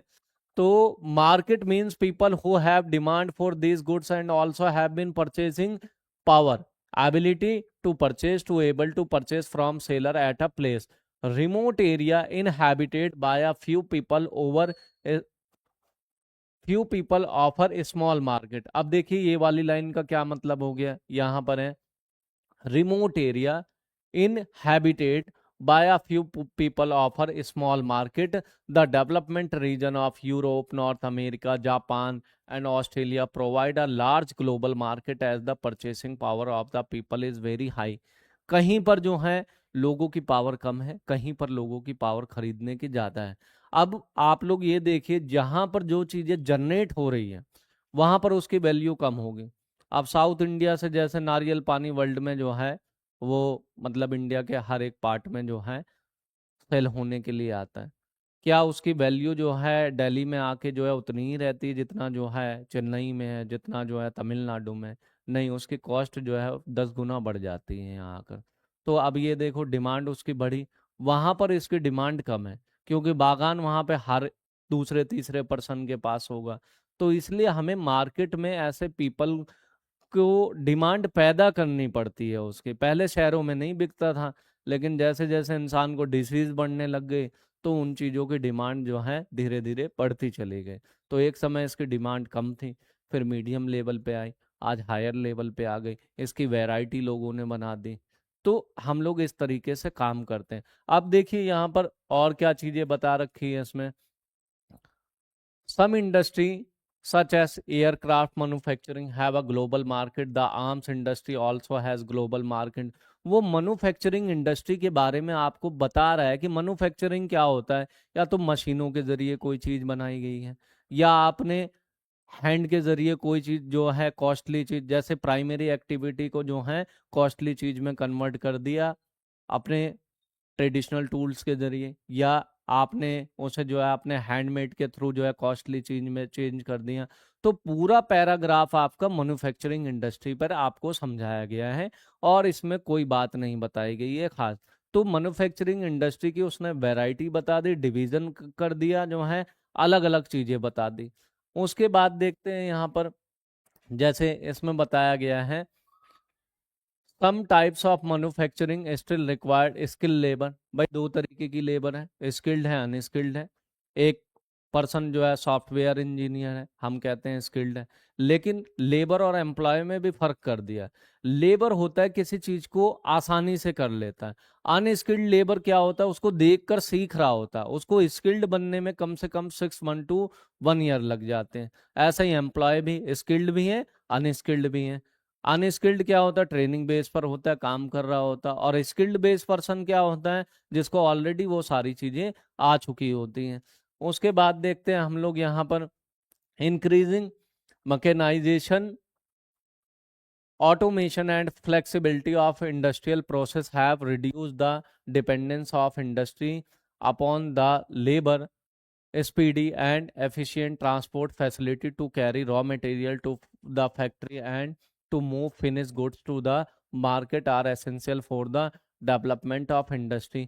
इसमें आपको क्या बताया, अब एक मशीन के आ जाने से 20 लोगों का काम मशीन कर रही है, लेकिन हमें 2 पर्सन को ऑपरेट अपॉइंट करना पड़ता है उस मशीन की देख रेख के लिए। तो आप ये देखो, हमें चाहिए काम जल्दी और तेजी से। प्रोडक्शन हमें जब डिमांड सामने से आती तब हम मशीनें खरीद लेते हैं, जब डिमांड नहीं आती तो आज भी ट्रेडिशनल मेथड को जो है फॉलो करते हैं। नेक्स्ट में हमने देखा the cost of transportation play an important role. भाई किसी भी इंडस्ट्री की बैकबोन होती है ट्रांसपोर्ट और कम्युनिकेशन, ये चीजें आप मान लीजिए। यानी टर्शरी एक्टिविटी के बिना सेकेंडरी एक्टिविटी कुछ भी नहीं है, ना प्राइमरी एक्टिविटी कुछ है। क्योंकि ट्रांसपोर्टेशन नहीं होगा आप सामान नहीं भेज पाओगे, कम्युनिकेशन नहीं होगा बातचीत नहीं हो पाएगी, तो आप कुछ कर नहीं पाओगे। तो यहाँ पर इसलिए ट्रांसपोर्ट और कम्युनिकेशन के बारे में हम लोग बात करते हैं। अब देखिए कम्युनिकेशन क्या है, पहले आप लोग कोई भी सामान मंगाते थे, अब बिल आता था आपके पास फिजिकल, अब मोस्टली बिल आपके मेल पे जनरेट हो जाता है, आपके जो है व्हाट्सएप नंबर पे जनरेट हो जाता है। आप कभी भी इन केस 2 साल 4 साल 5 साल बाद उसे आप डाउनलोड कर सकते हो वहां से, वो हमेशा वहीं रहने वाला है। उसके बाद हम लोग यहाँ पर क्या चीजें देखते हैं, Western Europe and Eastern North America have highly developed transport system which has always induced the concentration of industry in this area. Modern industry is inseparably tied to transportation system. Improvement in transportation lead to integrated economic development and regional specialisation of manufacturing. अब देखिए कुछ चीज़ों के बारे में हम लोग बात करेंगे, क्या है, देखिए कुछ कंट्रियां डेवलप हैं, उन्होंने क्या कर दिया है, रेलवे का डिवीज़न कर दिया है। इंडिया में अभी भी ये सारी चीज़ें जो हैं नहीं हो पा रही है, इसमें टाइम लगेगा। इंडिया में अगर रेलवे के लिए हमने कहा है कि भाई ये जो है गुड्स ट्रेन है, जिसको हिंदी में मालगाड़ी कहते हैं, लेकिन हमारे पास जो है रेलवे लाइन नहीं है इतनी। 2 रेलवे लाइन है, एक जाने की एक आने की, उसी पे पैसेंजर गुड्स भी जा रही है, उसी पर जो है आपका जो शताब्दी भी जा रही है, उसी पर गुड्स ट्रेन भी जा रही है। तो जब तक इनका डिवीजन ढंग से नहीं होगा तब तक कोई काम नहीं हो सकता। और रेलवे नेटवर्क की बात करें, एशिया चाइना एशिया का रेलवे नेटवर्क जो है काफ़ी स्ट्रांग है। देखा जाए तो रेलवे लाइन जो है सबसे ज़्यादा बिछाई गई है, लेकिन यहाँ पर पॉपुलेशन की वजह से, रेलवे लाइन की वजह से, और कुछ जो है हमारे जुडिशरी सिस्टम जो है हमारा थोड़ा वीक है, जिसकी वजह से काम नहीं हो पाता, लोग अपनी ज़मीनें नहीं दे पाते, और भी बहुत सारे रीजन इस पर काम करते हैं। तो इंसान क्या है, या हमारे जो प्लानर्स हैं जो प्लानिंग कर रहे हैं, वो कई बार जो है प्लानिंग करके ख़त्म हो जाता है। अब जैसे आप ये देखिए अच्छे खासे प्रोजेक्ट जो है उत्तराखंड में बने हुए हैं, लेकिन हर साल जो है प्रलय आने से, बाढ़ आने से, फ्लड आने से वो भी डिस्ट्रॉय हो जाता है आपका। अब चलते हैं हम लोग हमारे क्वेश्चन पर। क्वेश्चन में क्या दिया गया है, which of the following is the most important factor for location of industry. किसी भी इंडस्ट्री को सेटअप करने के लिए सबसे बड़ा फैक्टर कौन सा जिम्मेदार होगा, वो होगा मार्केट। रॉ मटेरियल नहीं होगा, लेबर नहीं होगा, ट्रांसपोर्टेशन एंड कम्युनिकेशन नहीं होगा, ये बात की चीज़ है। सबसे पहले हम ये देखेंगे वो सेटअप करेंगे तो क्या बिकेगा वहाँ सामान, हमारा मार्केट है सेल करने की हमारे पास। बाकी चीज़ें तो हमें मिल जाएगी, लेबर मिल जाएगा हमें, कम्युनिकेशन मिल जाएगा, टेक्नोलॉजी मिल जाएगी, लेकिन वहाँ पर डिमांड है उस चीज़ की नहीं है। तो हमें पहले मार्केट के बारे में देखना पड़ता है, इसका डी पॉइंट राइट है। उसके बाद है हम क्वेश्चन नंबर 25 पर चलते हैं। 25 में क्या बताया, विच of these following has reduce dependence upon labour. तो मैंने अभी आपको बताया कि हम लोग मशीनों पर डिपेंड हो गए हैं, टेक्नोलॉजी पर डिपेंड हो गए हैं। तो मशीन और टेक्नोलॉजी क्या है, अब देखो, ग्राइंडर है, मिक्सर है घर के अंदर हमारे, जो काम हमारा 15 से 20 मिनट में होता था आज 2 से 3 मिनट में हो जाता है। क्या हम वो चीज़ों को परचेज ना करें? क्या हम लोग हमेशा ट्रेडिशनल वे में ही काम करेंगे? नहीं, वक्त के साथ साथ खुद को हमने चेंज कर दिया, ट्रांसफॉर्म कर दिया। तो यहाँ पे ऑटोमेशन और मैकेनाइजेशन जो है, हर किसी का एक मैकेनिज्म होता है, उसी से चलता है इंसान। क्वेश्चन नंबर 26 है, which of the following industry has global demand? Iron और स्टील की जो है ग्लोबल डिमांड है। इसको जो है कंट्री का, हर एक कंट्री का बैकबोन भी कहा जाता है। बिना इसके कोई काम आप कर ही नहीं सकते हो। आयरन और स्टील इंडस्ट्री है। कोई कहेगा नहीं फर्नीचर के बिना नहीं होगा, अरे भाई फर्नीचर को टाई अप करने के लिए आपको स्टील आयरन जरूर चाहिए, कील जरूर चाहिए होगी। उसके अलावा जो है, which is the most important component modern industry required to grow the specialise? तो हमें क्या करना पड़ता है? Research and development. अब रिसर्च सबसे ज्यादा किस पर होती है? रिसर्च उन पीपल पे होगी जो उसकी डिमांड चाहते हैं। अब एक बात बताइए, आप इंडिया की ही बात करें, बाहर नहीं जाते हैं हम लोग, आज भी हमें हर एक चीज, चाहे वो बिस्कुट का पैकेट हो या किसी चीज का, कंपनी जो है फैमिली पैक नहीं बना रही, ना के बराबर बना रही है। वो सबसे ज्यादा छोटा पैक बना रही है, छोटा, मीडियम, लार्ज। क्योंकि मोस्टली डिमांडेबल प्रोडक्ट क्या है? स्मॉल, फिर मीडियम और फिर लार्ज है। तो हम लोगों पर रिसर्च ज्यादा होता है, जनरल पब्लिक पर, मिडिल क्लास पर सबसे ज्यादा रिसर्च होता है। अपर क्लास पे रिसर्च बहुत कम होता है। तो हम लोग ये सारी चीजें देखते हुए चलते हैं। चलिए नेक्स्ट क्वेश्चन में चलते हैं, क्वेश्चन नंबर 28 में। अब देखिए, ये बहुत ही अच्छा और इंटरेस्टिंग क्वेश्चन है, जो कि पेपर में पिछले 4-5 साल से आपको पूछा जा रहा है। Explain the 4 concept pillar of human development. मैंने आपको ह्यूमन डेवलपमेंट की अच्छी तरीके से डेफिनेशन बताई हुई है कि ह्यूमन डेवलपमेंट क्या होता है। ह्यूमन डेवलपमेंट का मतलब है ह्यूमन एजुकेटेड हो, ह्यूमन हेल्दी हो, ह्यूमन के पास एम्पावरमेंट हो, ह्यूमन जो है प्रोडक्टिविटी या प्रोडक्शन से डायरेक्टली जुड़ा हुआ।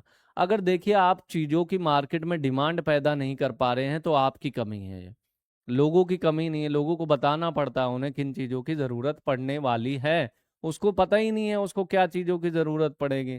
जैसे एक राइडर राइड पे जाता है, उसको नहीं पता उसको क्या चाहिए, तो वो किसी से पूछता है भाई किन किन नेसेसरी चीजों की जरूरत है मुझे। अब देखिए यहाँ पे सबसे पहले इक्विटी। इक्विटी को कहते हैं हम लोग, इक्वालिटी और इक्विटी सेम है। तो इक्वालिटी क्या है? Equal opportunity. इक्वल अपॉर्चुनिटी में हेल्थ आता है, एजुकेशन आता है, एम्प्लॉयमेंट आता है। इसको हम लोग इक्वल अपॉर्चुनिटी कहते हैं। ये सभी को दी गई है। देखिए एक पर्सन गरीब का गरीब रह जाता है, एक गरीब आदमी अमीर बन जाता है। अब क्या उसके लिए फैसिलिटी अलग अलग दी गई है? नहीं, फैसिलिटी सेम दी गई है। चीजों को समझना आना चाहिए, बस समझ में आ रही बात। तो इक्विटी क्या है? Making equal access to opportunity available to everybody. The opportunities available to people must be equal irrespective of their gender, races, income and caste। देखिए अगर इंडिया में बात करें तो कास्ट और एक यहाँ पे वर्ड नहीं दिया गया, रिलीजन, अगर इनको हटा दिया जाए तो इंडिया का डेवलपमेंट होने से कोई भी पर्सन नहीं रोक सकता। क्लियर है? तो इतना आपको पता चला। तो हम लोग देखते हैं जेंडर, रेसेस, इनकम, इन सब के बिना सबको इक्वल अपॉर्चुनिटी देनी चाहिए, प्रोवाइड करानी चाहिए, जरूरी भी है। नेक्स्ट में क्या है? Sustainable means. अब सस्टेनेबिलिटी क्या है? प्रेजेंट को हम लोग इस तरीके से सरवाइव करें या इस तरीके से जिए कि आने वाली जनरेशन भी उन चीजों का यूज कर सकें। जैसे हम एक समय पढ़ते थे, डायनासोर हुआ करता था। मैंने टीवी में देखा, आप लोगों ने भी टीवी में देखा होगा, ठीक है? तो वो खत्म हो गया। अब सस्टेनेबल क्या है? इंडिया में जो है पहले वल्चर देखने को मिलते थे, हर जगह गिद्ध देखने को मिलते थे, नहीं है। तो आप ये देखो, कोई भी चीजें खत्म होती है तो हमारा इकोसिस्टम खत्म होता है। कई लोग कहेंगे यार इकोसिस्टम क्या है? इकोसिस्टम में बायोटिक, अबायोटिक कंपोनेंट की हर एक जो है कंपोनेंट को लेना चाहिए, तब जाके हमारा इकोसिस्टम बनता है। तो सस्टेनेबल डेवलपमेंट का मतलब है हम वो सारे रिसोर्स का यूज जो है करें जो इसका यूज आने वाली जनरेशन भी कर सके। जैसे वाटर पॉल्यूटेड होता जा रहा है, आने वाले समय में हो सकता है लोग हिल स्टेशन की तरफ भाग जाए, मूव ऑन कर जाए कि भाई वहां पर जो है पानी काफी अच्छा है, वहां के लोगों की लाइफ जो है काफी अच्छी है, वहां पर नेचुरली आप लोग जो हैं सरवाइव हो सकते हो। तो ये सारी चीजें हैं। तो सस्टेनेबल है, sustainable continuity in the availability of opportunity, each generation must have the same opportunity, all resource must be use keeping the mind of the future, जो मैंने आपको बता दिया। थर्ड है प्रोडक्टिविटी। प्रोडक्टिविटी क्या है? प्रोडक्शन करना। क्या है? प्रोडक्शन करना। किसी भी चीज का प्रोडक्शन कर रहे हो आप लोग, चाहे आप जो है अपने ही इंस्टीट्यूट में, जैसे बहुत सारे इंस्टीट्यूट हैं, वो क्या करते हैं, कई आईएएस वहां से निकल रहे हैं, कई पीसीएस से निकल रहे हैं, कई जो है साइंटिस्ट निकल रहे हैं, कई डॉक्टर निकल रहे हैं।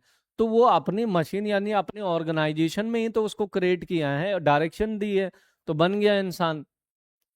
अब आपको आगे बढ़ने के लिए पहले अपने सिलेबस के बारे में पता होना चाहिए, नहीं पता होना चाहिए कि आप लोग कैसे आगे बढ़ोगे, उसके अकॉर्डिंग प्लान करोगे फिर ही तो आगे बढ़ोगे। अब प्लानिंग में डायरेक्शन का काम गुरुओं का होता है कि डायरेक्शन कैसे दी जाए उन्हें, क्योंकि उनको पता होता है, काफी साल से वो इस पर काम कर रहे होते हैं। तो हम लोग कहते हैं productivity means the human labour productivity must be constantly and rich by the building capability people, effort made increase their knowledge, provide better health facility, ultimately lead to better work efficiency। तो बेटा उसकी health अच्छी होनी चाहिए, सारी चीजें अच्छी होनी चाहिए। प्रोडक्टिविटी डिमांड है चीजों की। देखिए एक समय हेल्थ की इतनी डिमांड नहीं थी, आज जो है हर जगह हेल्थ की डिमांड हो गई, हेल्थ फैसिलिटी की। आप लोग देखिए इंडिया में हर तीसरा पर्सन बीमार है, अफ्रीका में हर तीसरा पीपल एड्स का विक्टिम आपको मिल जाएगा। तो धीरे धीरे ये चीजें बढ़ गई ना, बीमारी बढ़ गई इंसान। और बीमारी सबसे ज्यादा पता है क्यों बढ़ी है? उसके पीछे ये है कि हमारी जो नेशनल बाउंड्री है, या हमारा जो ट्रेड है, या हमारा जो इंटरनेशनल माइग्रेशन है, वो 1991 के बाद तेजी से बढ़ता चला गया। वहाँ के पीपल यूएस के इंडिया आ रहे, इंडिया के वहाँ जा रहे, लोग दुबई जा रहे, दुबई से यहाँ आ रहे हैं। तो आ तो रहे हैं, साथ के साथ बीमारियां भी तो लेके आ रहे हैं। एड्स यहाँ थोड़ी ना जन्म लिया, एड्स की बीमारी ने कहाँ जन्म लिया? अफ्रीका में लिया है। इबोला वायरस जो है वो भी आपका जो है वहीं पर जनरेट हुआ अफ्रीका में। तो आप लोग देख सकते हो चीजें। नेक्स्ट है एम्पावरमेंट के बारे में बात करेंगे हम लोग। तो एम्पावरमेंट क्या होता है? एम्पावरमेंट का मतलब होता है जो देश की पॉलिसी है उसमें पार्टिसिपेट करना और सबको पार्टिसिपेट करवाना। जैसे economical disadvantage group is the special importance, good governance, people oriented policy required. इसका मतलब क्या हो गया? पीपल ओरिएंटेड पॉलिसी रिक्वायर्ड का मतलब हम लोग देखें अगर, तो हम लोगों ने क्या देखा कि लोगों के फेवर में पॉलिसीज बननी चाहिए, ना कि लोगों के अगेंस्ट में बननी चाहिए। लोगों को पता तो हाँ हमारे देश में ये पॉलिसी बन रही है, इससे हम लोग जो है आगे की तरफ बढ़ेंगे। तो हम लोगों ने ये पॉलिसी मेकर्स के बारे में बात की। ठीक है, तो एम्पावरमेंट का मीनिंग भी आपको क्लियर हो गया। क्वेश्चन नंबर 29 पर चलते हैं। क्वेश्चन नंबर 29 इंटरेस्टिंग क्वेश्चन है काफी, जो है ये आपका वर्ल्ड की बुक से लिया गया है। Explain difference between plantation agriculture and extensive commercial grains agriculture. Plantation agriculture के बारे में देखिए, बहुत बच्चों को प्लांटेशन एग्रीकल्चर में बहुत प्रॉब्लम होती है। मैं आपको सिर्फ 1 मिनट में इसको पूरा कर दूंगा, आप ध्यान से सुनना। एक बार प्लांट लगाया, उससे आप 10 12 15 साल तक जो है फल फ्रूट ये सब लेते गए, सब्जियां वगैरह ये हो गया। जैसे हम लोग बात करें प्लांटेशन में, तो प्लांटेशन में क्या चीजें निकल कर सामने आ रही हैं? आपने लगा दिया शुगर केन, आपने लगा दिया टी, आपने लगा दिया कॉफी, आपने लगा दिया बनाना ट्री, आपने लगा दिया जो है मैंगो फार्म। तो ये सब क्या है? प्लांटेशन है, प्लांट कर दिया आपने। अब आपको कोई दिक्कत परेशानी नहीं, हर सीजन में आपको वो जिस चीज का प्लांटेशन किया है वो फ्रूट या वेजिटेबल वो मिलती रहेगी। इसको हम क्या कहते हैं? प्लांटेशन क्रॉप्स कहते हैं। ठीक है, अब वही है extensive commercial farming. Extensive commercial farming ये है, इन दोनों में बस डिफरेंस इतना समझना, प्लांटेशन इसकी डिमांड जो है रीजनल लेवल पे होती है, किसी एक कंट्री में लार्ज स्केल पर ग्रो नहीं होता। लेकिन वर्ल्ड के अदर कंट्री में एक्सटेंसिव कमर्शियल फार्मिंग, जैसे आपका टी हो गया, कॉफी हो गया, रबड़ हो गया, इनकी डिमांड लार्ज स्केल पर है, इसलिए इसको ग्रो भी लार्ज स्केल पर किया जाता है। तो ये है। आप चलते हैं मेन इस पे। Plantation agriculture, plantation farming is a type of commercial farming. It involves farming on large area of land, maximize output and profit.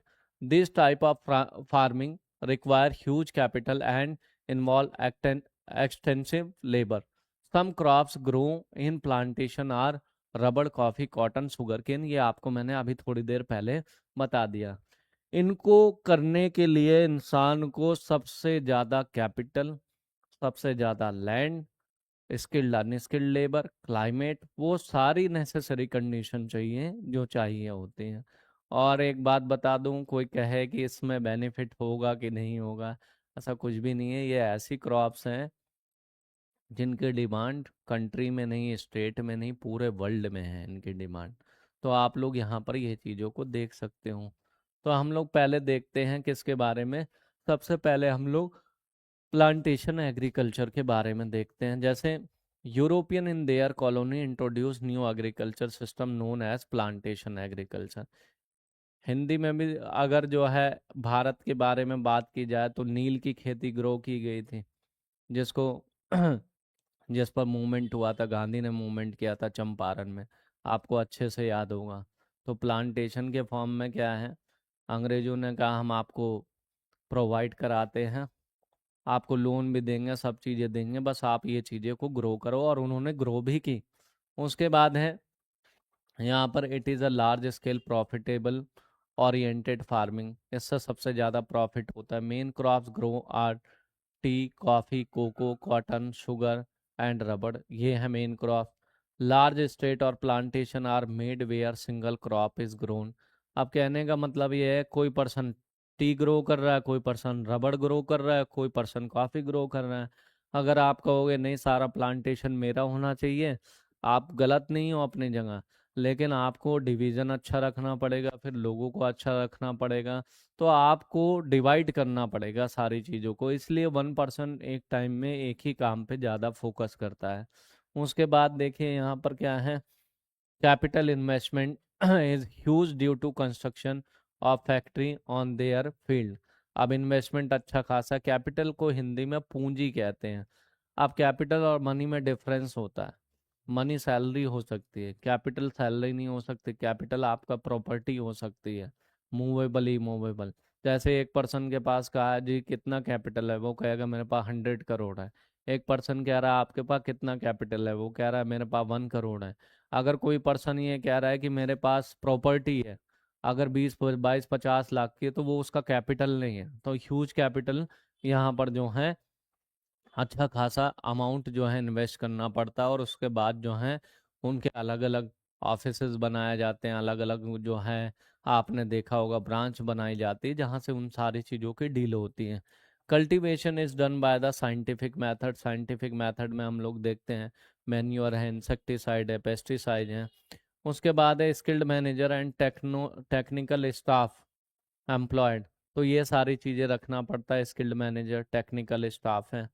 Only one specialise crop is grown. एक टाइम में एक ही क्रॉप ग्रो करनी है। Plantation are link with market through good transport. तो import export भी होता है, ये सारी चीज़ें। नेक्स्ट है एक्सटेंसिव कमर्शियल फार्मिंग के बारे में हम लोग बात करेंगे। ये भी सेम वही होती है, बस इसमें थोड़ा सा डिफरेंट है। क्या डिफरेंट है देखते हैं। High agriculture production is achieved through efficient and more specialised agriculture machine. अब देखिए यहाँ पर प्रोडक्शन के कैसे होना है। प्रोडक्शन हो रहा है, production is achieve through efficient and more specialised agriculture machine. मशीनों के जरिए सारी चीज़ें हो रही है, जितनी भी ए टू जेड है। ह्यूमन क्या कर रहा है, बस उसमें वो चीज़ें इंसर्ट करने का काम करता है। नेक्स्ट है it is practice in interior part of the semi arid land. जो है सेमी एरिड का मतलब एरिड हो गई पूरी तरीके से, वो बंजर है, जैसा सूखा है। सेमी एरिड में जो है ठीक है, मतलब कि क्रॉप्स ग्रो भी होती नहीं भी ग्रो होती हैं। Wheat is the important crop grow in agriculture. Other crop such as cotton, corn, barley etcetera are also grown. तो यहाँ पर वीट जो है इम्पॉर्टेंट क्रॉप्स हैं, बाकी सब इसके बाद है। The size of farm is very large, therefore extensive cultivation is done. तो यहाँ के फार्म जो है बहुत बड़े पैमाने पे होते हैं, लार्ज स्केल पे। द यील्ड पर एकड़ is low but the yield पर पर्सन इज हाई। मतलब कह रहा है पर एकड़ तो कम हो गया उस हिसाब से, लोगों के हिसाब से ज़्यादा है एक सिंगल पर्सन के हिसाब से। और it is practiced in temperate grasslands such as steppe of Europe, Prairie of America, Pampas, Argentina, Wild, South Africa, Downs in Australia. यहाँ पर ये सारी चीज़ें ग्रो की जाती हैं।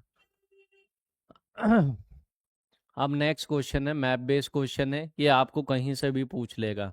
मैंने कुछ मार्क कर रखे हैं, आप लोगों को देखना है।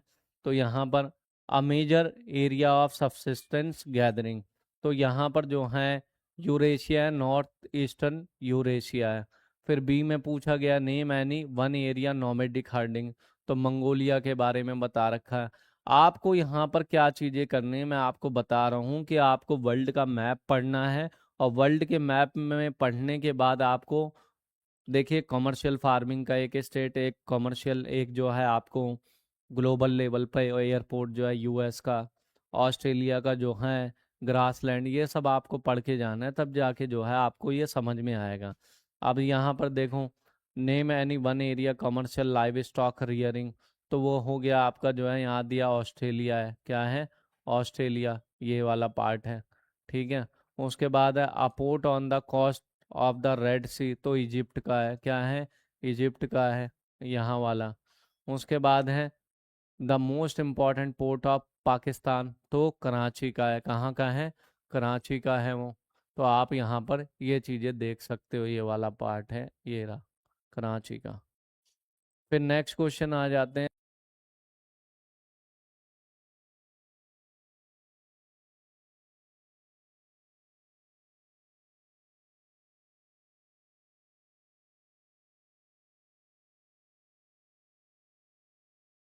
31 क्वेश्चन देखते हैं हम लोग।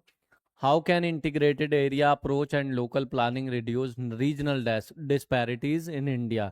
रीजनल डिस्पैरिटीज का मतलब यहाँ पर आपको ये बताया गया है कि कहीं पर जो है डेवलपमेंट देखने को मिल रहा है, कहीं रीजनल ग्रोथ अच्छी है, कहीं कम है, कहीं मीडियम है, तो उसके पीछे रीजन क्या है। और हमें ऐसे एरिया को फाइंड आउट करना है जहाँ पर रीजनल डिस्पैरिटी हाई है।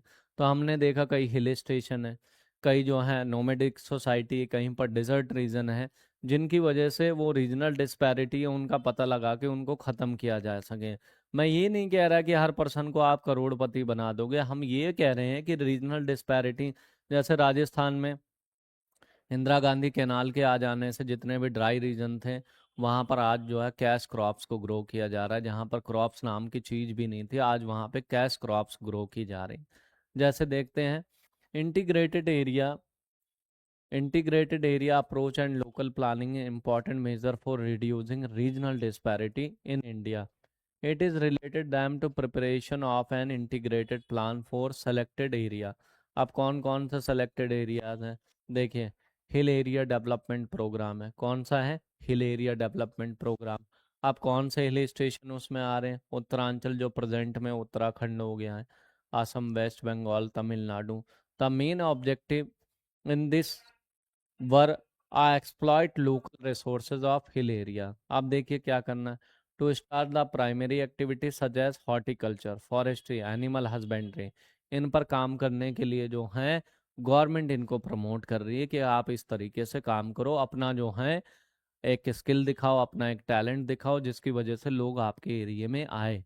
जैसे आप देखो ऋषिकेश एक हिल स्टेशन है, वहाँ पर किस लिए लोग जाते हैं, वहाँ पर सिर्फ रिवर राफ्टिंग के लिए जाते हैं। वो तो हो गया एक नेचुरल हब हो गया, तो वहाँ पे लोग इसी के लिए जाएंगे, नहीं तो वहाँ तो इकोनॉमी जनरेट ही नहीं होगी, इनकम जनरेट नहीं होगी लोगों की।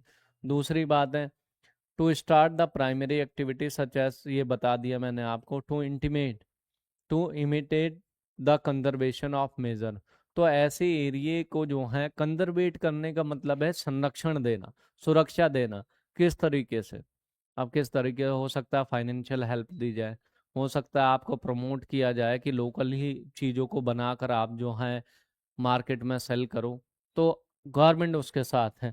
To begin suitable village industry, suitable village industry का मतलब ये है जहाँ पर लोग जा सकें, जो वहाँ के लिए सुटेबल हो सके काम करने के लिए, जहाँ पर वाइल्ड एनिमल ना हो या कुछ ऐसी एक्टिविटी ना हो जिसकी वजह से उनका बिजनेस ड्रॉप हो जाए। तो सबसे पहले हम लोग देखते हैं, इन्हें चार उसमें बांट दिया गया है, तीन में। सबसे पहले हम लोग देखते हैं यहाँ पर क्या है, ट्राइबल एरिया डेवलपमेंट प्रोग्राम। अब ट्राइबल एरिया कौन से होगा? ट्राइबल एरिया वो ट्राइबल एरिया है जिसको हम लोग कहते हैं जो जहाँ पर आदिवासी के लोग रहते हैं, ठीक है। झारखंड के भी कुछ एरिया, छत्तीसगढ़ के भी, आंध्र प्रदेश के भी हैं, इधर आपका जो है राजस्थान के भी कुछ एरिया, यहाँ पर हम लोग ये चीज़ें देख सकते हैं। जैसे the program has been taken upon those area where tribal population is more than 50%, such as Madhya Pradesh, Chhattisgarh, Orissa, Gujarat, Maharashtra, Andhra Pradesh, Jharkhand, Rajasthan. तो इन जगहों को उन्होंने फाइंड आउट किया, ये कौन सा जोन है, ट्राइबल एरिया डेवलपमेंट है, ठीक है। तो यहाँ के लोगों को जो है 50% पॉपुलेशन है। ड्रॉट प्रोन एरिया प्रोग्राम, यानी कि सूखा संभावित क्षेत्र कहते हैं उसको। ये वो एरिया जहाँ पर सूखे की वजह से लोग अपना जो है, या ड्राई रीजन के वजह से लोग डेवलप नहीं कर पा रहे हैं। तो इसमें देखो, the aim was to provide employment rural people in drought prone area to introduce relief operation. उसके बाद आता है मेट्रोपॉलिटन रीजनल प्लानिंग। अब मेट्रोपॉलिटन रीजनल प्लानिंग क्या है? जैसे आप देखो, कई सारे जो है शहर है, दिल्ली हो गया, मुंबई हो गया, चेन्नई हो गया, बेंगलुरु हो गया, तो यहाँ पर लोग क्यों जा रहे हैं? अब मेट्रोपॉलिटन जो सिटीज़ है, जितनी भी बड़ी बड़ी सिटीज़ हैं, यहाँ पर क्राउड यहाँ का नहीं है, बाहर का है। तो इसमें भी तो हम लोगों को एक बैलेंस बना के रखना पड़ेगा। भाई पॉपुलेशन ग्रोथ होने से क्या होता है, नई नई तरीके की बीमारियां जनरेट होती हैं। आप एक कंजस्टेड जोन बना लेते हो, यहाँ पर आपने देखा होगा बहुत सारे स्लम एरिया क्रिएट हो गए हैं, जहाँ पर ना तो वेंटिलेशन है, ना किसी तरीके की कोई सुविधा है। Urban master plan were prepared for capital and port city to reduce the problem of rapid urbanisation and control large scale emigration. जो मैंने अभी भी आपको बताया, एमिग्रेशन का मतलब है बाहर से लोग आके बसने हैं, जिसकी वजह से मलिन बस्तियां, जिसको हम लोग कहते हैं स्लम एरिया। अब जैसे इंडिया का या एशिया का सबसे बड़ा स्लम जो है वो कहाँ है? मुंबई। मुंबई की धारवी जो है वो है सबसे बड़ा स्लम। तो क्या है, लोग बाहर से आके बस रहे हैं यहाँ पर, किन चीज़ों के लिए? एजुकेशन के लिए कोई नहीं आ रहा है, हेल्थ के लिए भी कोई नहीं आ रहा है, सिर्फ और सिर्फ एम्प्लॉयमेंट के लिए लोग आते हैं, बिजनेस अपॉर्चुनिटी के लिए, एम्प्लॉयमेंट के लिए लोग आके यहाँ पर अपना बिजनेस सेटअप कर लेते हैं। अब क्वेश्चन नंबर 32 है हमारा यहाँ। Development is multi dimensional concept and signify the positive irreversible transformation of the economy, society, environment, support the statement with suitable argument from India। देखो, डेवलपमेंट का मतलब होता है मल्टी डायमेंशनल। बट डेवलपमेंट किस तरीके का होना चाहिए? हर डेवलपमेंट हर पर्सन के लिए ठीक नहीं है। इन्वायरमेंटलिस्ट डेवलपमेंट को अलग तरीके से सोच रहा है, कैपिटलिज्म अलग तरीके से सोच रहा है, एक जो है आपका ज्योग्राफर अलग तरीके से सोच रहा है। तो डेवलपमेंट मल्टी डायमेंशनल है, हर किसी के अकॉर्डिंग थोड़ी ना है।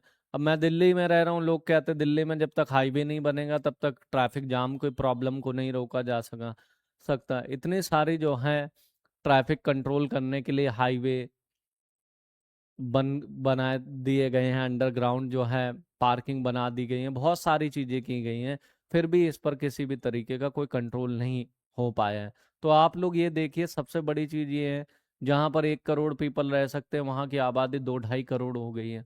तो आप उसको भी तो समझिए। आप सिर्फ ये सोचोगे कि हम पार्किंग बना देंगे, हम हाईवे बना देंगे तो डेवलपमेंट हो जाएगा, ऐसा कुछ नहीं होता। डेवलपमेंट के लिए बहुत बड़ी प्लानिंग चाहिए होती है।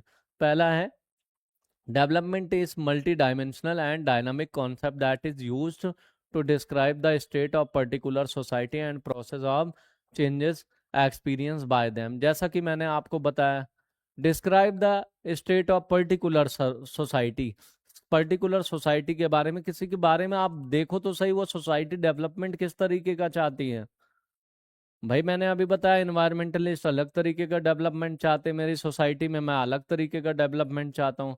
एक पर्सन कहता है मैं कभी पार्क में नहीं जाता, आप इस पार्क को हटा के यहाँ पार्किंग बना दो, कम से कम सोसाइटी की व्हीकल तो यहाँ पे जाके जो है वो पार्क हो जाएंगे और मैं अगर इन्वायरमेंटलिस्ट हूँ, मैं कहूँगा ऑक्सीजन के लिए बहुत ज़्यादा ज़रूरी है। हम दोनों ही अपनी अपनी जगह ठीक है। तो ये है, the state of society has been mainly determined by the interaction procession between the human society and then their natural environment. अब नेचुरल एनवायरनमेंट क्या हो रहा है, धीरे धीरे ट्रांसफॉर्म हो रहा है। ट्रांसफॉर्म क्या हो रहा है, ट्रांसफॉर्म जैसे इंडस्ट्री हो गई, क्या हो गई इंडस्ट्री, एग्रीकल्चर से इंडस्ट्री हो गई। इंडस्ट्री के अलावा और बहुत सारी जो है बिल्डिंग हो गई, सिविलाइजेशन हो गया, तो बहुत सारी चीजें हैं। The process of human environment interaction depend upon the level of technology in society and institution nature by the society. अब हम लोगों ने बहुत सारी जो है नेचर, जैसे कि बिजनेस के, जैसे इन्वायरमेंटल इंटरेक्शन है, हमें कितना इन्वायरमेंट कैसा चाहिए वो देखना है। अब जैसे हमारे फॉरेस्ट्री कितनी होनी चाहिए थी, 32% होनी चाहिए। इंडिया में आज कितनी परसेंट है, 21% है। कितनी है, 21%, 11% कम है, 11%। तो आप लोग यहाँ पर ये देख सकते हो कि इसके लिए हमने क्या किया, स्कूल के आसपास जो है प्लांटेशन कर दिया, डिवाइडर में प्लांटेशन लगा दिया, ताकि जो है प्लांटेशन भी ग्रो हो सके। अब प्रेजेंट ये है कि अगर आपको इंडस्ट्री सेटअप करनी है, अगर आपको 100 पेड़ काटने हैं, तो पहले आप उतने 100 पेड़ उगाओगे जाके, फिर आप उन्हें काट सकते हो, ठीक है, गवर्नमेंट को बताओगे। नेक्स्ट इसी में है, next 5 point, development development signify positive and irreversible transformation of the economy, society and the environment. अब देखिए ये सारी चीज जो है ना, बहुत ही तेजी से रिवर्सिबल चेंज है, एक इरिवर्सिबल चेंज है जिसके बारे में हमें कुछ पता नहीं है। अभी रिवर्सिबल चेंज है, जैसे आप लोग ये देख लो, एनवायरनमेंट जो है पूरी तरीके से डिग्रेड होता जा रहा है, तो हमें डेवलपमेंट करना है, एनवायरनमेंट को ध्यान रखें। अब सारी चीज़ों का ध्यान रखेंगे तो डेवलपमेंट नहीं हो पाएगा। बहुत सारी चीज़ें, इंडिया या थर्ड वर्ल्ड कंट्री जो हैं, वो आपका इन्वायरमेंट और ग्लोबल वार्मिंग जैसे इशूज पर नहीं ध्यान दे रही है, वो इकोनॉमिकल डेवलपमेंट में ध्यान दे रही है। जहाँ वेस्टर्न कंट्री आपका इकोनॉमी और जो है ग्लोबल वार्मिंग जैसे मुद्दे पर ज़्यादा ध्यान देती हैं। उसके बाद it refer qualitative change in life of individual. Example, literacy की बात कर रहे हैं, लोग पढ़े लिखे होना चाहिए। इकोनॉमिक स्पेयर जो है उनका स्टेटस अच्छा होना चाहिए। क्रिएटिंग रिसोर्स, रिसोर्स कहते हैं अपने लिए आपने बहुत अच्छी अपॉर्चुनिटी जनरेट कर ली है। टेक्नोलॉजी डेवलपमेंट चाहिए, चाहे आपका फ़ोन हो, चाहे आपका मेल हो, चाहे आपका लैपटॉप हो, बहुत सारी चीज़ें हैं जो आप उसे फैसिलिटी समझते हो। Earlier development was major by only the economic growth, later the development start in equality including equity and redistribution along with economic growth. Later, it was realized that development can not be restricted to only the economic sphere. जो जैसा मैंने आपको बताया वैसी बात सामने आई। एक person को चाहिए, कोविड 19 में जो है जब हॉस्पिटल कम थे, कुछ लोग कह रहे हैं पीपल के पेड़ के नीचे बैठ जाओ, वो ज़्यादा ऑक्सीजन देता है। तो इसका मतलब ये है कि डेवलपमेंट से आपको फिर नेचर की तरफ वो ले गए।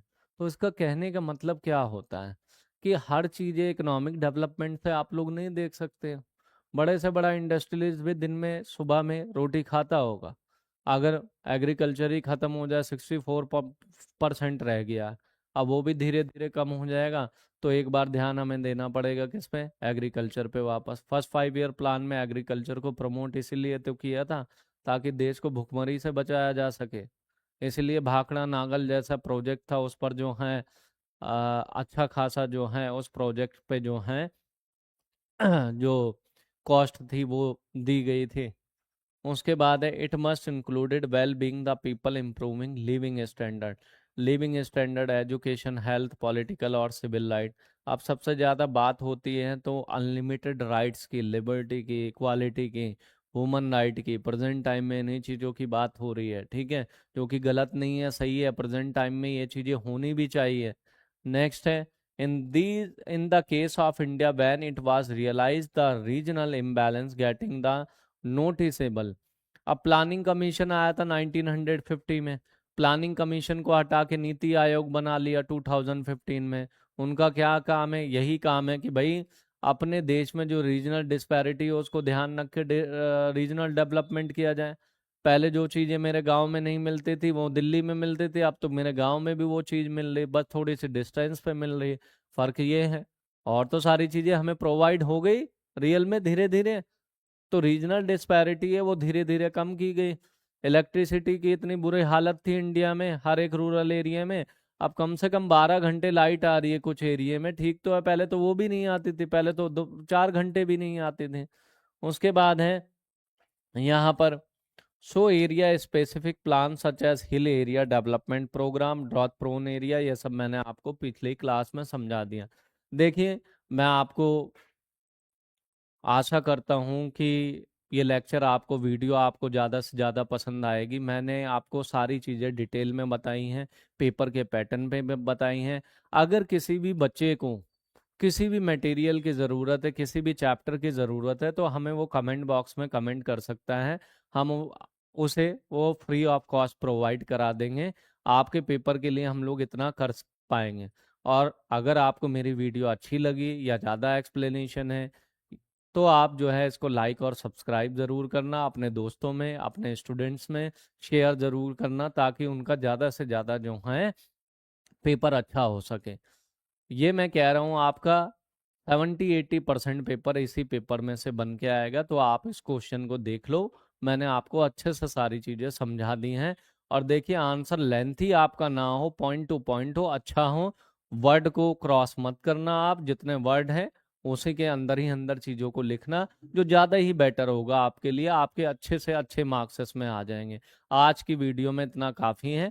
आपको आपकी ज्योग्राफी के पेपर के लिए जो है मैं दिल से बधाई भी देता हूँ, और मैं चाहता हूँ आपका पेपर अच्छे से अच्छा हो। तो all the best of all student for their bright future. Thank you.